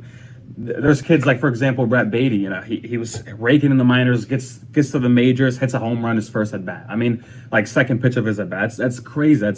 The farm system is one of the best things about baseball. It's just a building block to get you to the next step, and then once you make it, it's a dream come true for most kids. It's a dream come true for everyone. You talked about Rochester can get better. What are your dreams for Rochester? My dreams for Rochester would be like a less violent place. I personally, I was able to stay away from that thanks to my family and all the things that they worked hard for, but overall, the place, it needs to become a more safer environment. It's pretty risky out there, especially near even the Red Wings Stadium. It's not the best part of town, and my wish for them is just for it to be better. Do you have a vision of your future where you would help where you can? Yeah, actually, I'm in criminal justice field, and one of the things I want to do is, you know, become a police officer. That's one of the first steps that I want to become, and then moving up after that. But if I could become a police officer, Rochester would be the place that I want to go back to and help that community out. I mean, it's definitely struggling right now, and I would love to go help where I came from, where I grew up, where I lived. Where does that come from inside of you? That, number one, I appreciate that. I know the people of Rochester appreciate hearing that are watching this. Why do you want to give back so much? That's just who I am. That's who my parents made me. That's who my mom and dad, they really nurtured me into this person that wants to be caring, wants to be, you know, thankful for everything that they had. They wanted me to be a very forgiving and helpful person, and that's who I grew up to be. I'm very helpful. I'm always looking to do the right thing. My morals are good. My ethics are well. That's all important to me. Something about Rochester in the food world. I finally had a garbage plate a couple of years ago, and how was it? It was good, and I had some different ones. And I know one of the places has been there for over 100 years. And so I went there downtown. But my favorite one didn't come from there because you got to put a little flavor in. You got to put a little kick to it. Yes. Got to get some spices in there. So I do enjoy the garbage plate. I had burgers and cheese, and then I had the macaroni on it. I had some mustard on it, some other things. So I could tell you that I definitely tried it out over the past couple of years, and I like it. Do you have a favorite place? Probably a place called Distillery in Rochester. It's it's like a sports bar. You can go there every Sunday, watch the games. You can go there really any day and watch any games, baseball, football, basketball. It's just a great environment to be around. So for you to come to this team, what was it that Bryant Stratton College of Syracuse, what spoke to you that made you feel like this was the right fit for you as a student and as an athlete? As an athlete, first off, it gave me the opportunity to go to the next level. Every kid wants to go to the next level and play college baseball, and this was the place that let me do that. This was the place that gave me an opportunity that let me move my baseball career from Rochester to Syracuse and continue to play at the college level. And that's what I was really looking forward to. And as a student, I mean, I've run into a bunch of teachers that have said the success rate after you leave this place is very high, 80% rate to get a job after this place, and that's what I'm looking for. I want to be successful in my studies. I want to be successful in my baseball career, and I think going here can do that for me. What is it about Bryant Stratton and this being a first-year program that got you excited to come into an inaugural season for a sports program, knowing that for the rest of history, you will be a part of the first roster, which will only happen one time ever? I mean, it's a special feeling. I've met the team. I've met the coaches. This is just a great place to be around. The team is awesome. The players, I'm getting along with all of them, and it's just a great feeling that I get to be a part of something that is the first to ever first created, first team, first season, first practices, first games, all that. I get to be a part of that, and that to me is so special. Playing college baseball and then having it be the first season and I get to be a part of that it's an awesome feeling. It's amazing. 3 words to describe the makeup of this team. Resilient, grit, and friendships. Bunch of friendships as well. Shawn Peake, the head coach, what is it about him that makes you believe that he can lead this team to positivity? Coach Peake, I'll call him.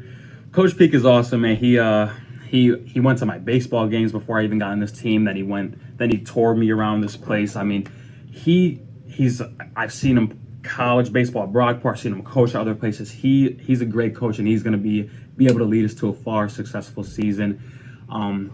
He's a great person, and he's a great guy, and he's talked to me a lot, and I'm building a friendship with him as the days go on as I go to this college. So.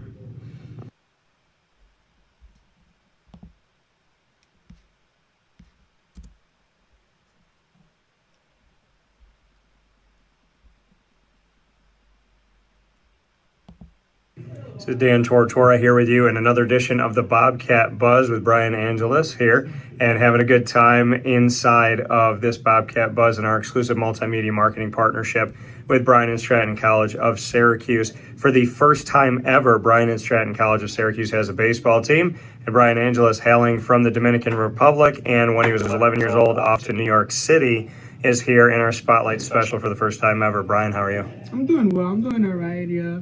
Pretty good energy on the team. We got a team coming up. It's pretty good, yeah. I'm pretty excited for the season.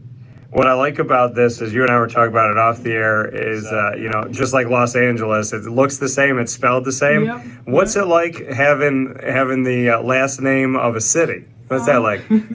I mean, it's pretty good. I mean, knowing that, the Los Angeles have pretty good teams. They just recently, I saw this notification, they made the playoff 10 seasons in a row, so they have a pretty good team. Plus, Los Angeles is pretty nice city too to live in. And you were born, speaking of living in, you were born in the Dominican Republic. Yeah. And you were there until you were 11. Yeah. What do you remember about the Dominican? I remembered I was always playing baseball, and everything I was seeing is just baseball, and I was like traveling around the Dominican Republic, just playing tournaments and all of this. So it was pretty good. I had a pretty good experience there. What got you started in baseball? Why did you want to start playing? So it's a funny story actually. So my uncle, he used to play baseball, and he knew this team, and then he took me over there. He was like, "Oh, I have this kid for you here," and then I was like, okay, here. And then the first day, I got hit in the stomach. I was like, I'm not coming back over here again. and then afterwards, I came back again. So I just started. I fell in love with the game right away. So. And what else about the Dominican outside of the game of baseball do you remember, and do you miss anything? My family. Yeah, I definitely miss my family and the experience I had with them. Because all my families are all over there, so definitely miss them. And the beach, I used to travel a lot to the beach with them, and we used to do different things like go out for the family every weekend. So you missed that side of it. Yeah. So what brought you to New York at 11? My father did. He wanted more opportunities for me. The life in DR is a little bit tough. It's a little bit hard. It's not, and he didn't want me to live in that area. He didn't want me to live to grow up around that. So he brought me here to have more opportunities to go to school. Something to be proud of him. And so you end up in New York. You bounced around. We talked about it off the air, just to share with everybody where you've been in New York, because New York City and that whole island is very interesting to the entire world. It's unique in and of itself. So tell everybody about your travels through that island. So when I first came here, I started living in Cypress Hills in Brooklyn, and then I moved to Bushwick in Brooklyn, and then I moved back to Cypress Hills. Then I moved to the Bronx. And then while my school being in Manhattan, so during those 4 years, I was traveling all those areas. And then after I graduated, I moved to Yonkers, and then now I'm moved up here in upstate. What family did you have? You said most of your family's down at the Dominican. So who did you have in New York? So when I first came here, I started living with my dad in a room. We used to rent a room, and then I moved with some of his friends. It was his friends, like they was in my family. I started living with them. I was living them for 2-3 years, and then my senior year, I moved to with my sister to the Bronx, and then I started moving. I live again with another friend before I moved to the Bronx, and then that's after that I came over here. So your sister, what was it like living with her? It was pretty good. She just recently had the second kid, so Awesome. What's her name? My sister's name is Carvel, and then the first kid, she's so adorable. The first kid she had it's a girl. Her name is Nyack, so she's pretty adorable. Yeah. So you got to live in the Bronx. Yeah. You got to live in Brooklyn. Different places, different boroughs. Yep. Do you have one you prefer more than the other? I'll probably say Brooklyn. I like Brooklyn more because, like the people around it is just like, I see people like the people in the area where I was living in the Bronx, like they don't really, it's just they're doing their own thing, and then the people in the Brooklyn, they're like kind of sharing, and like the neighborhoods, they always like, communicate to do something for the blocks or anything. So it was pretty good. Who are you a fan of? As a team? Major League Baseball. Major League Baseball? So I don't really have a specific team that I like. Like I like every team. Okay. But if I would have to pick a team, it would be the Mets. It would be the Mets. Yes. Okay. All right. So being in that Yankee Met area, you would pick the Mets. Why the Mets? Yeah, because as a child, I used to be in this traveling team, and our coach always took us to the Mets game, and then that was the first game that I ever been in. And I was like, I just keep going and over to the game, and at that time I didn't have a specific team, so I don't know, kind of, and then plus my favorite player is Jose Reyes, so I kind of started liking the team more after he retired. So. And now that you're here in Syracuse has a AAA affiliate, the Syracuse Mets. So being someone who enjoys the Mets, what is it going to mean to you to be able to see all these players come up? Actually, Coach took us to the game too, and then I saw a couple of players too, and then we need that number one prospect from the Mets. Yeah, we need them to come up right now. Like, we need that catcher. Yeah, Alvarez. Yeah, Yeah, so Alvarez, yeah, seeing all that. But there's a lot of good here. What do you like about in the sport of baseball, the farm system, and the fact that everybody has to kind of pay their due, work their way up to the majors, even when you get drafted? What does the farm system mean to you? What do you like about it?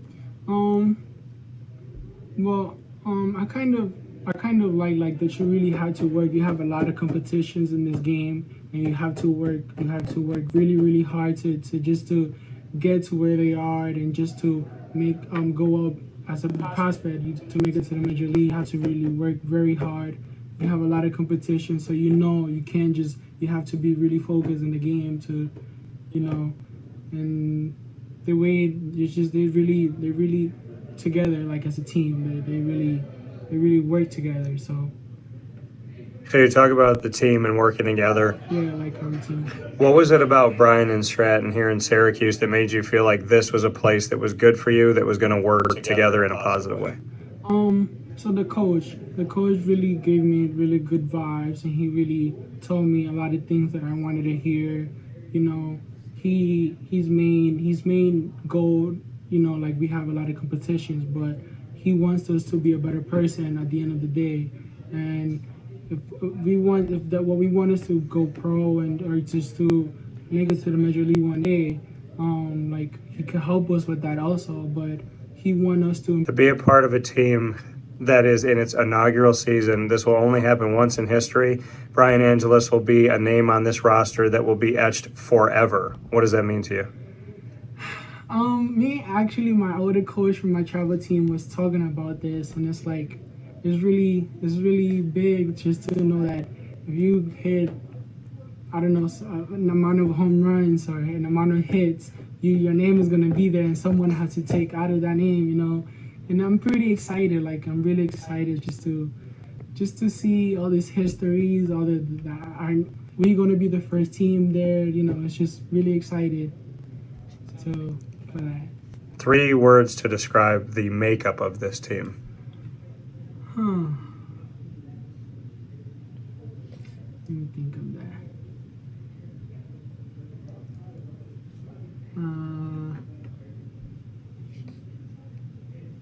Maybe, I'm not sure. Maybe. Or how you would describe what it's like to be on this roster.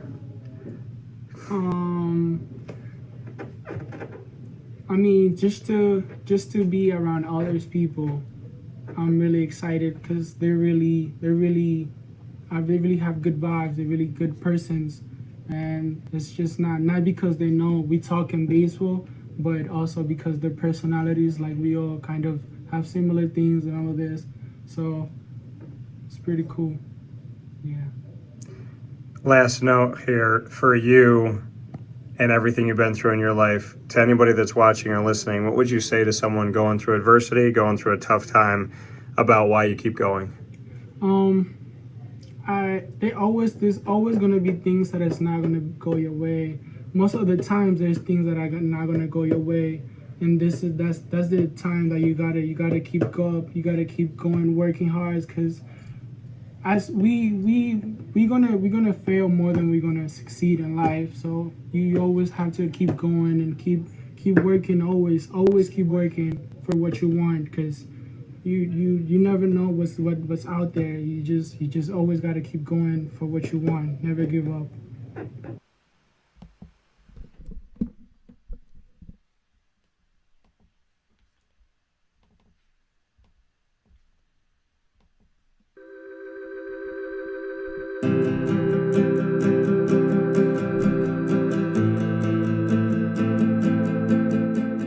Cafe Cabal offers same-day local delivery of our products, offering no delivery charge for Onondaga County. Shop cafecabal.com for fresh roasted coffee beans, cold brew, travel mugs, and all your essential Cafe Cabal needs. Cafe Cabal, coffee for the soul.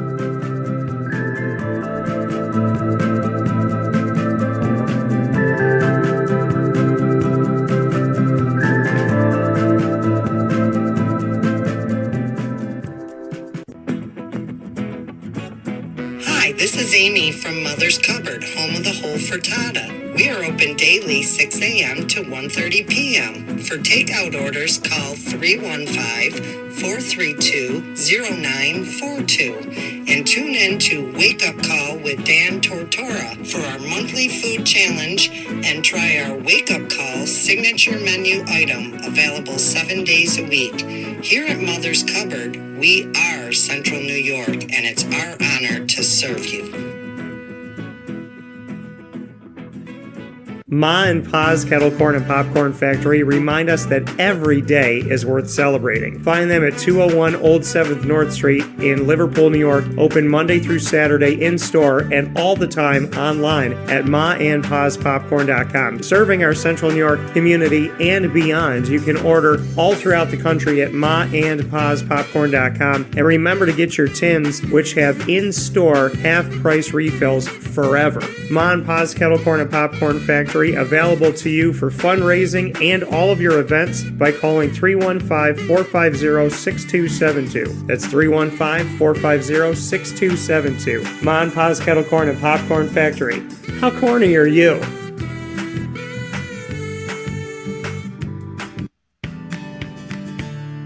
Witty Wicks Candles and Gift Shop, Township 5, Camillus, where you will find handcrafted all-natural soy wax candles over 60 cents to freshen up your home. We carry a wide range of locally made items, Syracuse, Syracuse Salt, and Chocolate Pizza Company, to name a few. Let our knowledgeable staff help choose unique gifts and keepsakes for any occasion. Gifts for family and friends, and maybe a little something for yourself. Witty Wicks Candles and Gift Shop, Township 5, Camillus.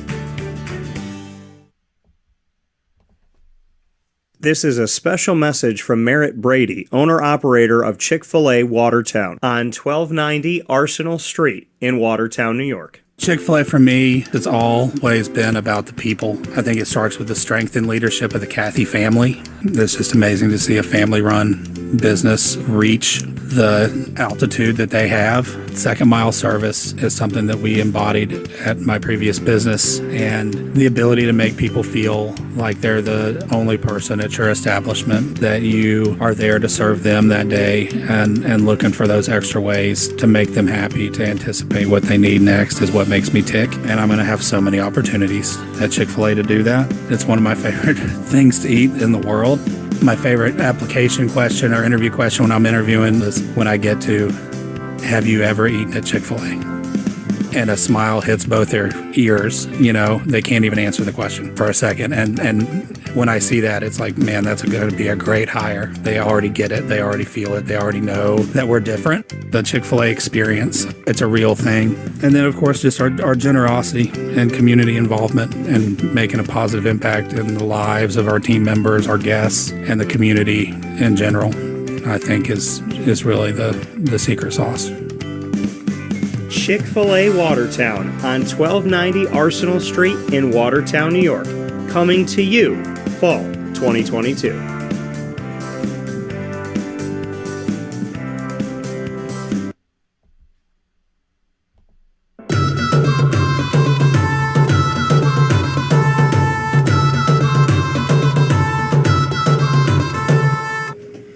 Hey everyone, and welcome back here to a new edition of the Bobcat Buzz. You know that when it's the Bobcat Buzz, it is exclusive to Wake Up Call with Dan Tortora and Dan Tortora Broadcast Media in our partnership with the Bryant Stratton College Bobcats of Syracuse. We are here making history. You know that this gentleman to my left, Shawn Peake, has been on the show as the head coach of the inaugural season of this baseball team at Bryant Stratton College of Syracuse. And you've also seen specials with Brian Angeles here from the Dominican Republic, as well as many parts of New York, the Bronx, Brooklyn, and Manhattan. You have also heard from Evan Reynolds here, hailing from Boston, Massachusetts, despite the pinstripes. And you've seen Alex Garcia, who comes to us from Rochester, New York, about an hour away, and of course myself, Dan Tortora. And we are here in this roundtable discussion with the inaugural baseball team that will make history as the first ever roster and head coach at Bryant Stratton College of Syracuse. So I am so happy for this time capsule here. Let's clap that up, because that's amazing. So, beautiful moment, historic moment, and as you know on Wake Up Call, we are playing rapid fire. I will put these gentlemen on the hot seat. They will do the same to me. We have no idea what anybody's asking. There's nothing prepared. There are no notes on the table. So with that being said, I will throw my first question to Alex. Alex, what if you were the president of the United States? You have to pick one of your teammates on the roster right now to be your vice president. Who do you pick, and what would you want to be on your sign? If I had to pick one kid, it'd be Luis Sucre. I think he's a great person. He's a cool dude. He's got a mellow, like a mellow personality to him, and I think that's really good for a vice president. So, I think my slogan would be, I don't know, something basic, the American dream, or for the people, or something like that. Something too basic. Something a little basic. Okay. Crazy. All right, I like it. What's your question for me? My question for you would be, what was your worst experience with a friend? Worst experience with a friend?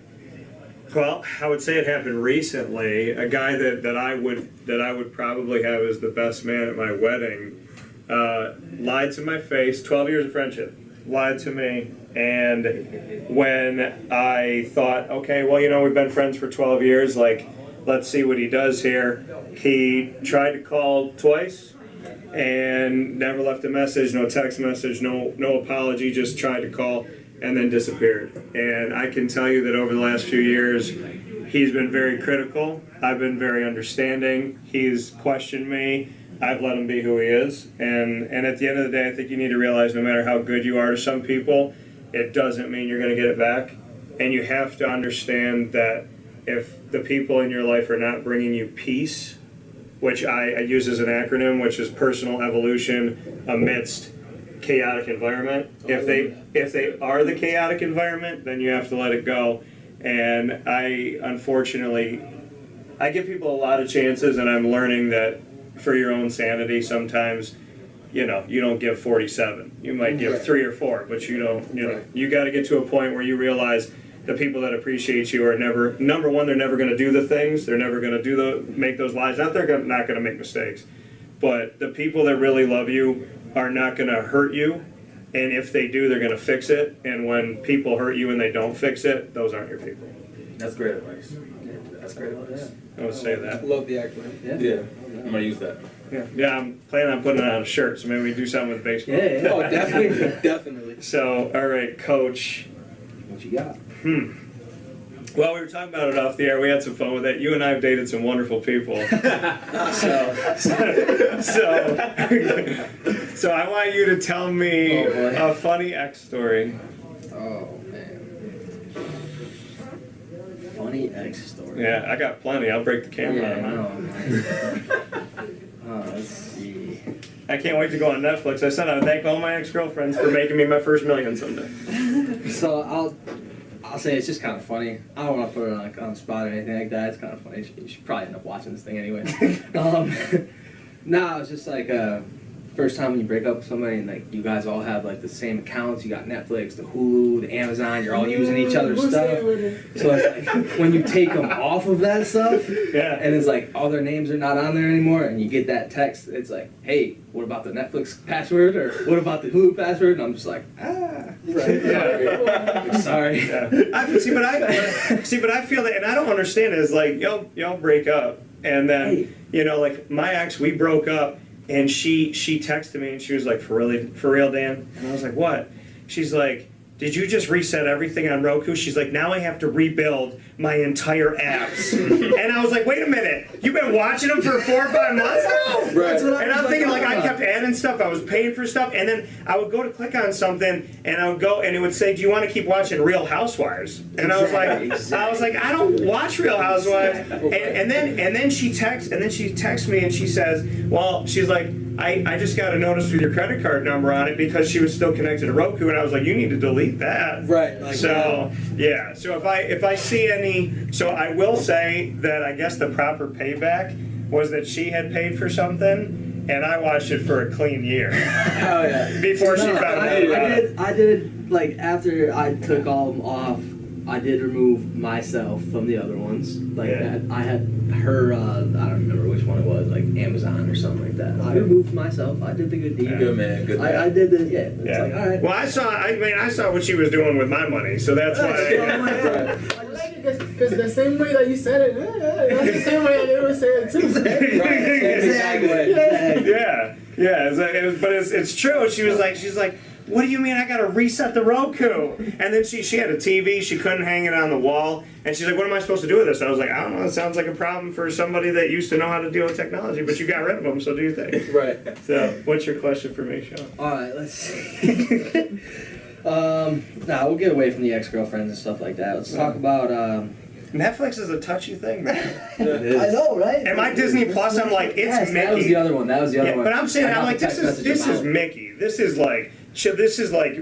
is where happiness lives. So if you're fighting with me over Disney Plus, you got a special place in hell for yourself. All right, so I got a good question for you. So I probably have like the hottest take about football. Okay. I think personally, football is the stupidest sport in the world. I know, like I said, it's probably the hottest take.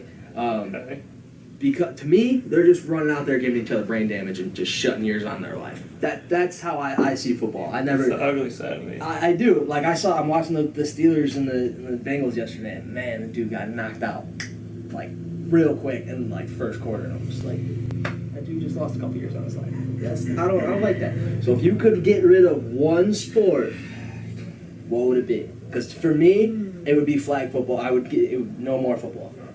So I love the sport of football, and I live in this interesting world where like I love football, and I have a lot of good friends that play the game. Right. So I don't want anything to ever happen to them, and the thought of them like forgetting my name and stuff, like I can't. But I love the game. Right. So if there's one sport I could get rid of, what would I get rid of? Oh, that's a good question. I would probably get rid of. Oh yeah, for sure. I'd get rid of the Louvre because, like, you literally put on, I don't know if it's my show, I could say it. You put on a skin-tight human condom of your whole body, and then you shove an ice skate in your butt, and you go down an ice chute with no protection. And I'm thinking to myself, everything about this sounds like I'm being tortured by somebody in Germany. You know, like in Nazi Germany or something like that. Like, why would I put a blade in between my legs and have this skin-tight thing on with a little baby helmet and no protection if I fly off this thing? At like 100 miles an hour. Yeah, so I mean, I would do the bobsled any day, but the Louvre, that's a hot no for me. And yeah, I'd probably get rid of that because I don't understand who would go down an ice chute without protection. Fair enough. Yeah, fair enough. You can't get around that from any of us. Yeah. All right. I like it. All right, Brian. Let's see here. Let's see. So you spent a lot of time on the island, the other part of New York, right? So you've been in the Bronx, you've been in Brooklyn, you've been in Manhattan. Favorite place to eat if you had to pick one place? Where am I visiting next time I come see you down there? Yeah. See? I got some places in Brooklyn. But. There was after school or in high school, there was a couple of places I visit, but I really like Olive Gardens in New York. Okay. Yeah. Olive Gardens. I like it. Yeah. I like it. Yeah. Do you have a favorite meal there? Probably the pasta. Okay. The pasta and the chicken Alfredo pasta. Yeah. Okay. Good answer. Good answer. So I'm going to tell you this though: if you like Olive Garden, a real Italian Hispanic, I'm gonna have to cook at some point for the team. I'll bring you some real pasta. Yeah. See, like one of my buddies. Homemade sauce. Yeah, one of my buddies, very Italian roots and all that. A couple of them two of my roommates in college. They were not allowed to go. Their family, they were not allowed to go to Olive Garden. Yeah. It's like against the family. Yeah, my mom likes it, my uncle likes it, my aunt likes it, but there are some people that feel that way. Yeah, they just won't. The breadsticks are incredible. The breadsticks, they're so good. They're so good. All right, Brian, what's your question? Well, let's see. Well, you know how there's, you can make, there's rivalry, like there's a lot of teams who competed to each other. Yeah. Like rivalries. Rivalries, yeah. What's that one team that you think you will eliminate from the MLB? From the MLB? One team I get rid of? It's a good question. That is a good question. I would say, oh man. Are you gonna do it to me? How'd you feel that? But no, I can tell you that growing up, so my dad's a Yankee fan, my grandfather is a Yankee fan up in heaven, God bless him. And so they, you know, I was taught to not like the Braves because it was always the World Series against the Braves. Okay. So, but if I had to get rid of any team, number one, when you get caught cheating and you get to keep the championship, goodbye Astros. Buy Astros. I like that take. That's exactly what I had, but I'm like, it's just Jose. You cheat on a test. Right. Like, Jose Altuve, you gotta go, man. You cheat on a test, you get a 0. You cheat in the World Series, you keep a championship. So I would get rid of the Astros, and I get rid of everybody in the NL West because my Diamondbacks are down there, and I don't like nobody down there. So I get rid of all that. I mean, I'm okay with Colorado, but Dodgers gotta go. San Francisco Giants, you gotta go.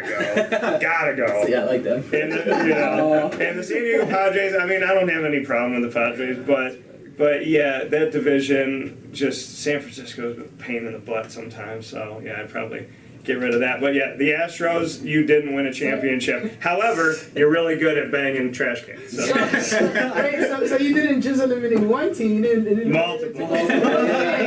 Yes. Took almost an entire division out. All right, Evan, let's see here. What you got? Okay. All right.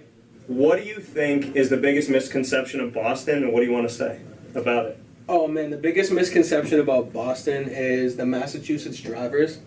I don't know if you've heard this before. I'm not going to say it on air, but there is a certain terminology that you use for drivers in Massachusetts. Okay, I've driven next to I them. know what that word is. You know what that word is, but it's not a word for on air. I got family there. Yeah, so you know what that word is. Honestly, if you know how to drive, you'll be just all right. But as far as like the drivers go in Boston, the biggest misconception is that people from Boston can't drive. Okay. It's a lot of chaos out there. It's a lot of chaos, yeah. And if you know how to drive, you can maneuver through it. Hours of traffic skipped. You just have to know what you're doing. The off ramps and those circles and getting. Yeah. There's all little. The rotaries, not the roundabouts. Whatever they're called. I don't have I didn't have an issue. I've been through Boston. I told you I've been to Foxborough. I've been to Gillette and all that. So, and I've been around a bunch of different parts of it. Been in the Hall of Fame for basketball a bunch of times in Springfield. So I haven't had an issue. I have an issue with New Jersey, but that's because I'm a New Yorker. Gotcha. And I will say this, and I know this is unprovoked, but I feel like sharing. I have dated girls from North Jersey, Middle Jersey, and South Jersey, and I have no good news. So. Okay. So there's nothing that good comes from good that comes from Jersey. Actually, we do have one of the guys who's from New Jersey. Don't tell him. Don't tell him. He won't watch this. Right, he won't see this. Well, he probably agree about what I just said. Right, he might even agree. I think another misconception, is probably the fans. The fans? The fans. Okay. I don't know if you guys heard of this, but like everyone says Boston fans are terrible, they're awful, they'll do whatever. I mean, LeBron basically posted a whole Instagram tweet, or not a tweet, but like a whole Instagram post about it, how Boston fans are ruthless, they'll say and do anything. But if you look it up, that's why LeBron James is part owner of the Boston Red Sox. Yep. And it's because the fan base in Boston is so loyal, you don't get nothing like it. And I think that's one of the biggest misconceptions. No, I can appreciate that. As a Yankee fan, and going, like, you go to Yankee Stadium. Yeah, I was just going to mention that. You go to Fenway, that's totally different. Different. Totally different. Yeah. Fenway is the best park, like, hands down. Right. It's not even. And that sucks to say as a Yankee fan. Yeah, that's tough. Right, let's go. I've actually been to Fenway more than I've been to Yankee Stadium. No kidding. Yeah, I like stadiums that can deal with the opposing fans coming that are like respectful. I did get booed out of there one time wearing Astro stuff. Before the Astros won the World Series, me and my buddy, we were wearing Astro stuff to because we went with my other boy who's a Red Sox fan.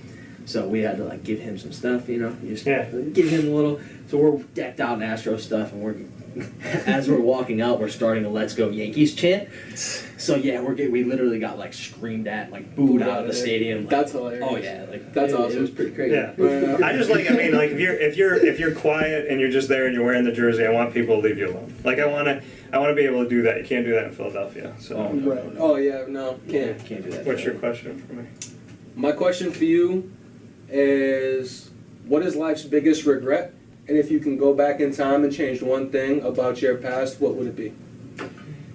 Well, that's a great question. It is a good question. I don't live life with regret. I really don't wake up in the morning saying, oh man, I wish I. But I will say that, and I would say this to any of you, in my experience of it, and I'm young, but I got married young, and there was nothing wrong with getting married young, but I wasn't sure. And the night of my wedding, I remember the day I got married years ago, they brought us some hors d'oeuvres outside, and I thought I said this out loud, and thank God I didn't. But I was standing by a bench, and I remember going, shouldn't I be more happy? Right. And I didn't really spend a lot of time with her at the wedding reception, and then at the end of it all, she took out all the money that we got from the cards, threw it on the bed, and rolled in the money. And I was like, are we going to be romantic? We're going to have some time together.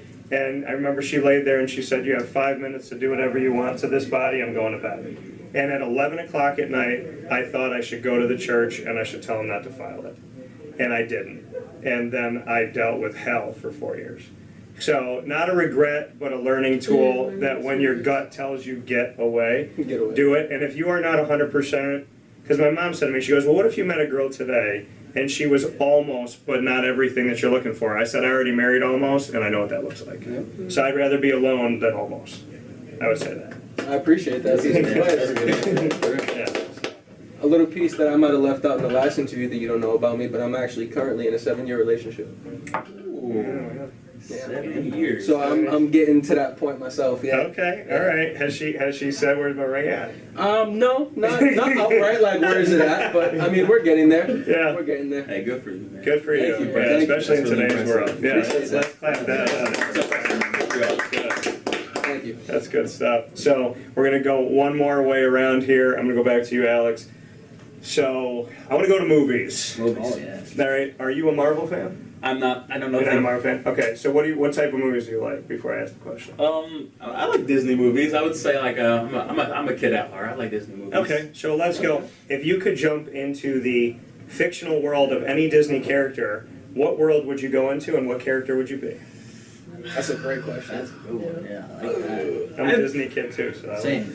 I would probably jump into Wreck-It Ralph. Oh, right, it's not even a Disney. It is a Disney movie. Yeah, it's a Disney Pixar. Yeah. But I would probably jump into Wreck-It Ralph, and I'd be Ralph, just because I guess I just like his character. I think he played the part really well, and I think it was a really good movie. I'm pretty sure they made 2 of them. Yeah. And I just thought those are some of the more enjoyable movies that I watched in my life, and I think I like that. I like Wreck-It Ralph. I think every time you make a big time play this season, we should hear, we're gonna wreck it. Yeah. That would be cool. That would be cool. That would be cool. That would be pretty cool. Yeah, that should be yours. What's your last question for me? My last question for you is, do you have any favorite card games? Do you like any favorite card games? What is your or do you play like any chess, checkers, anything like that? So I believe that I'm a magician of checkers. Really? Yeah. Magician of checkers. I will play anybody in checkers and let that be a game. I am a silent killer in checkers. I just would. Mom and I go to Cracker Barrel, and they would always have the checkers out. And then during COVID, they took them away. They just brought them back. We're in the middle of the store, and they have it on display in the store. And in the middle of the store, me being 36 years old, and my mom being there, my mom goes, one game? And we played checkers in the middle of the store together like I was 5 years old again. And awesome. Right. I remember playing there with my grandpa. So, yeah, I would say checkers I love. And then I always played War. Very simple card game with my grandma. I called her G-Mama, my mom's mom, and she lived to be almost 101. On her 100th birthday, the girl that I had been married to, she was complaining, wanted to go home. My mom was like, let your grandmother go to sleep. My aunt was yelling at me, and I said, I'm going to sit here and play cards until she's done, because this is her 100th birthday. Like how, and it was the last time we played, and we played until 10:30 that night. Good man. And I said, I'm not leaving this table until she's ready to leave the table. Right. And that was the last time we played the game. Did it right. I had a similar situation with my grandmother. That's awesome. We had, she wanted to share a beer with me. She never shared a beer with me before. we shared a beer. That was the last time I ever saw it. So, hey, it's things like that. You never, you keep Cherish it it. hold on Cherish forever. it. Yeah, man. Yeah. Yep. Yeah, it means the world, and to this day, her advice follows me every day. Yep. So, all right, Alex, good question. Do you mind if I ask Coach a question real quick? Yeah, go ahead. Oh, hit me. All right, so Coach, I just can't get over that you don't love football the way that I love football. I know. The way that a lot of people. I sit down and watch football for 8 hours on Sundays. I went and watched football yesterday. So- I went and watched till halftime, and then I went home and watched the Yankee game. I'll watch college game all day. I'll watch college all day too, man. College is good too. So Yeah, my man. question to you is, you're a Steelers fan. I am. I know you're not huge into Steelers, huge into football, but you know Ryan Shazier. Yes. Is that a part of why you don't like football? Is it because of what happened to him, his back injury, his spine injury? Not necessarily just what happened to him, but just and I'll be honest, that movie Concussion, that thing put me that put my brain in a different mindset of all right, this game is really dangerous. Oh yeah. It's the reason I didn't play. I didn't want to be I got asked to play tight end every day in high school, every single day. I got asked to play running back. What I told him is, I told the coach one time, I was like, listen, I'll play quarterback or I won't play. He's like, we got a quarterback. Got your answer. So, my answer is that I didn't want somebody 300 pounds to fall on me 20 times. I don't need to get hit. I was trying to stay. I played basketball and baseball. I wanted to be healthy for basketball season. I wanted to be healthy for baseball season. And I just saw all my boys are getting hurt playing football. Yeah. Never really made too much sense to me. And then all the injuries and, like I said, the concussions and all that kind of stuff, that scares me a little bit. I want to live as long as I possibly can. I'm not trying to cut years off my life. Yeah. But I know I had one concussion playing baseball, so I'm sure there's already, cutting years off that. So I didn't want to keep hitting myself, and I guess that's Fair enough. That's the answer, I guess. That movie's good too. So It is a very good I movie. like that movie a lot. Yeah. All right, Brian. Well, I gotta ask you a question. Oh yeah, you got it. You want to ask him back? Yeah, let's see. Okay. Now we gotta think, because I had a question lined up for you, but we'll circle skip back. you. We'll skip you. I got one for you later. Okay. All right. All right, Brian. If you could have any job in the world right now, anywhere, what job would you take and what would you do? Why? Why would you do it? So my major right now is business management, and I've had some experience working in fast food restaurants, and I was getting paid pretty well there, and I was doing a pretty good job there, so I think I'll go back to that and probably make I was a host, but I will probably go be a manager there at a fast food restaurants, because it's really, I really like You'll that. buy an Olive Garden someday. The owner of it. Yeah, be the owner of Olive Garden someday. There you go. That's it. Maybe nice to see your family walk through and it says managing partner Brian Angela.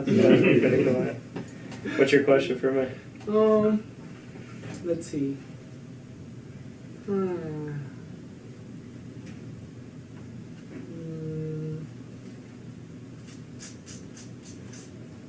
So, I got a good one. can't think of one right now. Okay, we'll come back to you. I Go got ahead, you, I Coach. got you. No, you go, Coach. So, baseball players, pitchers, hitters, we got walkout music. What's yours? My You had a walkout song? What is it? Oh wow, that's good. I got a lot of songs I like lately. 'Cause I had them in college and stuff like that, so I know what mine are. Yeah, I would probably say one of the songs that always can get me going is "Remember the Name" by Fort Minor. Okay, that's a good I would one. have Fort That's Minor up definitely there. a good one. Yeah. So 10% luck, 20% skill, 15% concentrated power of will. Yep. Yeah. 5% pleasure, 50% pain, and 100% reason to remember the name. Exactly. You got a nice little, I think it's like 15 seconds.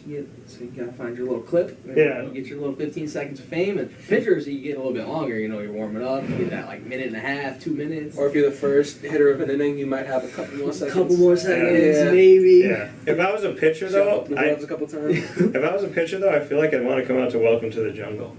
Ooh, that's a good one. Wasn't that a wild thing? Yeah. One of my boys, his last name is Stankiewicz, so Stank, that was his nickname and whatnot. Right. At the time, the stanky leg was pretty big. So, he used to come out to that. I always thought that was pretty good. I always thought that was pretty good. Yeah, that's awesome. I like that. Right. All right, Coach. Okay, let's stay with music. Alright. 3 songs that if you had to sit in a room by yourself for the rest of your life in solitary confinement, what 3 songs would keep you going? That's a great question. I mean, I'll go with my two. I'll go with my 2 walkout songs that were. The one, it was just like a little hype song. Mad City, Kendrick Lamar. Okay. That one always got me jacked up. And then what I used my senior year was the Flow Rida Going Down for Real. Yeah. That was it.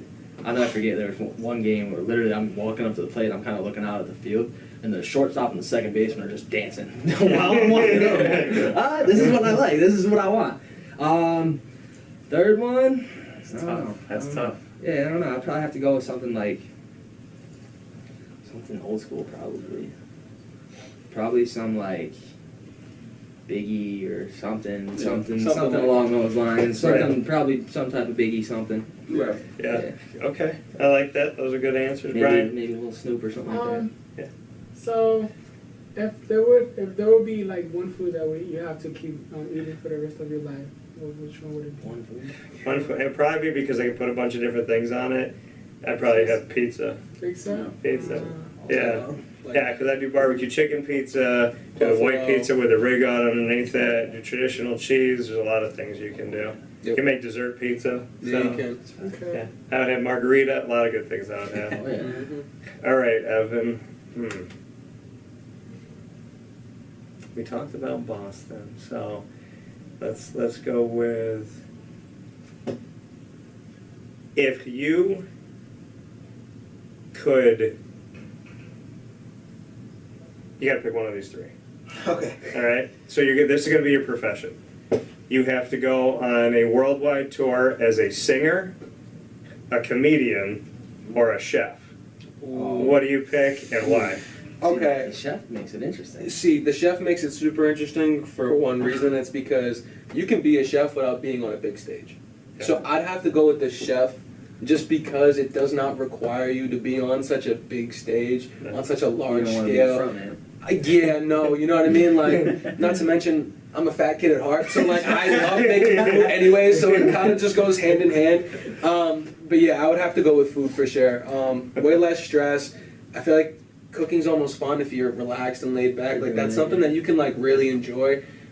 Singing, I feel like I'd have way too much pressure on me. Same thing with comedy. All them eyes looking at you. I don't know if I could handle that and then still be in character, funny and. Yeah, I'm gonna tell you like this. If you saw the eyes of some of my ex-girlfriends looking at me in a room, I could look at all those millions of eyes. Because I'd be like, listen, there's nothing you guys are going to scream at me today that I haven't heard already. Yeah, that's going to be any worse. Right, Yeah. right. Okay. What's your last one for me? Why a camera? And if you could choose anything else, what would you pick as your profession? Well, I started on this journey. I love telling stories. And when I was 5 years old, my dad had a word processor, which is in my office to remind me where I started. That's awesome. And so it's this big, heavy typewriter with this little handle, and it's got a little screen on it so you could actually see on this typewriter what you were typing. That's cool. And I put on my college ring a feather pen. And the feather pen is a reminder to me that, be it sportscasting, writing songs, stand-up comedy, screenwriting, everything I do, I'm telling a story. And when you're telling a story, you have the opportunity to change someone's life through the message that you send. So nothing that I do is without a message. Anytime I do my show, I am always me, very real. And people ask why, and I actually talked about this. And recently on the show, they said, why would you talk about being bullied? Why would you talk about in your professional life, not feeling like your peers respect you? Why you talk about relationships? Why did I talk about the fact that there was a time where I didn't want to be alive? And I said I talk about it because someone watching sees Dan's been doing this for 19 years. His company's 10 years old. He worked at ESPN. He worked at Fox. He travels all over the world. He gets to talk to all these people. He gets to go all these places. So they see where I am today. But what I need them to see is I wouldn't be where I am today if I gave up that. And so I go back to all those points in my life where I wanted to disappear, I wanted to give up, and I didn't. And now I can't even say QUIT as the full word because it makes me sick to my stomach. And I would say to you that whatever I'm doing, I'm telling a story. But screenwriting, singing, music in general, and definitely stand-up comedy, I really want the world to understand that there are good people out there that want to help you, and if you just listen for a minute, you might hear something funny, something informative, something unique, and it may change your life. And I really hope that the world gives me the I'm going to take the opportunity. I hope the world appreciates it when I take it. That's what I said. That's what I would say. So for Evan Reynolds, Alex Garcia, Brian Angelis, Head Coach Shawn Peake, myself, Dan Tortora, this has been your first ever roundtable with the first ever Bryant Stratton College baseball team here in Syracuse, New York. Gentlemen, you deserve a round of applause. Thank you for having us. Thank you for having us. It was a blast. It was so fun. It was awesome. We'll talk with you also.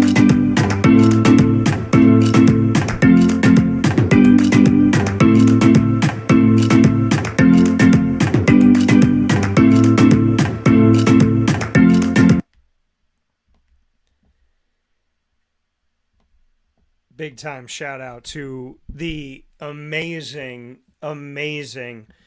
Bryant Stratton College and to the Bobcats and to the entire experience of having them. We've been able to talk with the men's basketball team, the women's basketball team, the baseball team, the men's soccer team, the women's soccer team.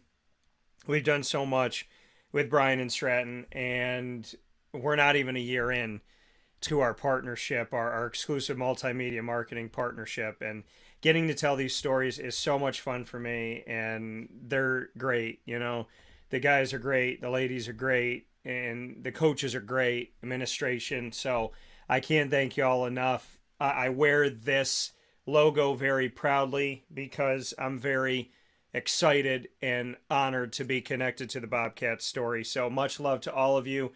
Evan Reynolds, Alex Garcia, Brian Angelis, Head Coach Shawn Peake, to the entire baseball team, thank you for letting me tell your stories. Thank you for laughing with me. Thank you for learning with me. Thank you for growing with me. And I look forward to everything we're going to do soon. With that being said, I want to thank you all for being a part of Wake Up Call with Dan Tortora every Monday through Friday from 9 a.m. to 11 a.m. Eastern Time, where sports meets that thing called life on YouTube.com, Facebook.com, and MixLR.com/wakeupcalldt. I'll be joining you from the Sunshine State. It's Florida in Focus on Wake Up Call coming up at the beginning of this week, as I will, God willing, I'll be with you for Syracuse this weekend, and I'll also be with you in Jacksonville, Florida for the first home game of the Jaguars of the season as the Colts take on the Jaguars. Matt Ryan 4-0 against the Colts in his history, and Frank Reich 0-4 against Matt Ryan 4-0 against the Jaguars in his history in the NFL. Frank Reich 0-4 against the Jaguars as the head coach of the Colts. So somebody is going to be on the better side of history when all of this is done this weekend. And I picked the Jaguars to win their home game here, first home game of the season. So did PJ. We'll see what happens as we step forward here with the Jacksonville Jaguars. And, of course, On the Prowl with Jaguars being back in their season. That means On the Prowl is back on Wake Up Call, and you will have that for you starting up this week when we spin back around after the weekend. Make sure you stay in touch for Tortora and Alford, as Isaac Alford and I will be on our broadcast talking about Syracuse taking on Purdue. That's Tortora and Alford, a product of Wake Up Call with Dan Tortora, and a special feature that we do all throughout the football season. A lot of good stuff coming up. YouTube.com, Facebook.com, MixLR.com, all /WakeUpCallDT, WakeUpCallDT.com, and Facebook.com /LiveNowDT. Don't miss a moment of our broadcast Monday through Friday, 9 a.m. to 11 a.m. Eastern Time, live. Do not miss a second. Tell your family, friends, coworkers, colleagues, neighbors, whoever it may be. Total stranger, yell it out your car. Hey, Wake Up Call with Dan Tortora's on. This is where you listen and you watch. I appreciate you so much, and thank you for being a part of the show. For those of you that are on our apps listening after the broadcast, maybe you want to hear it back, see it back, or maybe you missed it, and that's totally fine to get to us on any one of these wonderful platforms: Amazon Music, Audible, iHeartRadio, iTunes and Apple Podcasts, MixLR, TuneIn, Spotify, Stitcher, Podbean, Podvine, Player FM, YouTube. Search Wake Up Call with Dan Tortora, or one word, Wake Up Call DT. A big time thanks to all of our Central and Upstate New York partners and beyond. Cafe Kubal, Carvel DeWitt, the Wildcat Sports Pub, Witty-Wix, PB&J's Lunchbox, K9 Camp Dog Daycare, Avicoli's, Mon Pa's Kettle Corn and Popcorn Factory, Honda City, Pizza Man, K9 Kampground Dog Boarding, Chick-fil-A Cicero and Chick-fil-A Clay, Mother's Cupboard, Victory Sports Medicine and Orthopedics, and the coming to you very soon Chick-fil-A Watertown.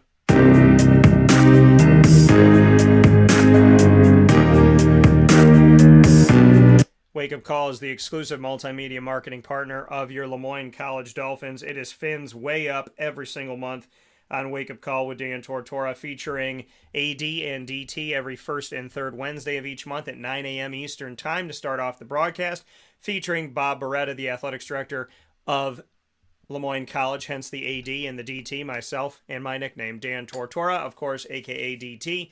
We're with you every first and third month. Every second and fourth month, we bring you Dolphin Dive, where we dive into the stories of student athletes, coaches, administration, as well as future Dolphins and alumni. Check all of that out by going to youtube.com/wakeupcalldt. Click subscribe to our channel. It is free. And then you can search Lemoyne within that, and you'll find all of our Lemoyne specials. You'll also find them by bookmarking, subscribing, and keeping very dear to your heart the Lemoyne tab on wakeupcalldt.com. And of course, for more information on your Dolphins, go to LemoyneDolphins.com.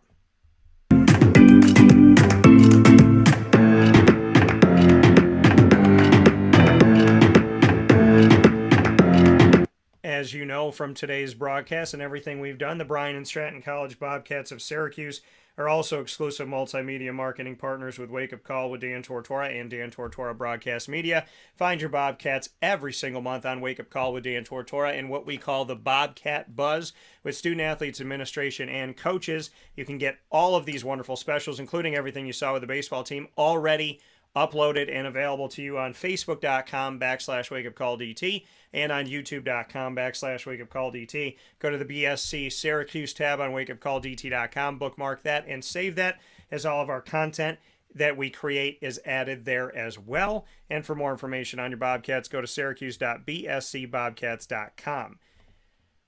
With all that being said, we underpromise, overdeliver, and we've done that throughout the broadcast this week. We will see you at 9 a.m. sharp on Monday morning. I apologize for having you wait a few minutes here for, a bit. So we will be back at 9 a.m. Eastern Time. Thank you so much for tuning into the broadcast. Big thanks to Carvel DeWitt for the annoying moment of the week. Chick-fil-A Cicero and Chick-fil-A Clay for lead, learn, evolve, ad-lib, and deliver. Keep the P.E.A.C.E acronym close to your heart as well. Practice it daily.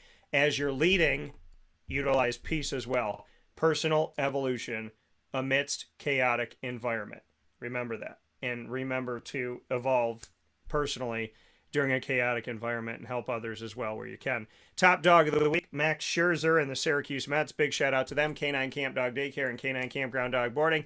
Massive shout out to the place that I trust with Lily and that I love so very much in our community. Right off of Bridge Street in East Syracuse, you will find the daycare on 228 Old Bridge Street in East Syracuse, and around the corner 242 Johnson Street for the campground.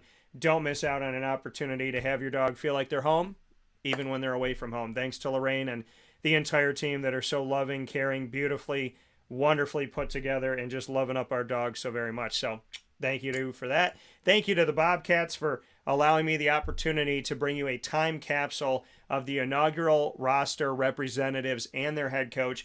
We're only going to have a first roster one time. We're only going to have a first head coach one time. And I love the fact that Shawn Peake allowed me the opportunity to tell the stories of Alex Garcia, Evan Reynolds, and Brian Angelis. I look forward to telling more stories with the baseball team coming up and covering their inaugural season. God bless you all, and I appreciate y'all, you gentlemen. So please be good, stay together, be strong, and know that you have my love and my appreciation, my respect, and just all the good stuff. The baseball is staying here in the studio, our Bryant Stratton baseball, signed by our guests today, Evan Reynolds, Alex Garcia, and Brian Angelis, and of course, head coach Shawn Peake. It is right here, peeking out over my shoulder, see what I did with that, with the Bryant and Stratton bobblehead that has my number 21 on the back, which was given to me by the entire staff. So thank you to you all for that. God bless, no stress, do your best. Facebook at Wake Up Call DT, Twitter at Call DT, Instagram at Wake Up Call _DT. If you're going to be at the Dome this weekend, come and see me, say hi. Syracuse, Purdue. And of course, if you're going to be down in Jacksonville at TIAA Bank Field, say hi as well as the Jaguars take on the Colts. I love y'all. I appreciate y'all. Do Diz with Dan, our Disney show, will be also going on from Walt Disney World within these next couple days. Your man is busy because God is great all the time. God bless. Thank you all. No stress. Please don't let stress take over your life by any stretch of the imagination.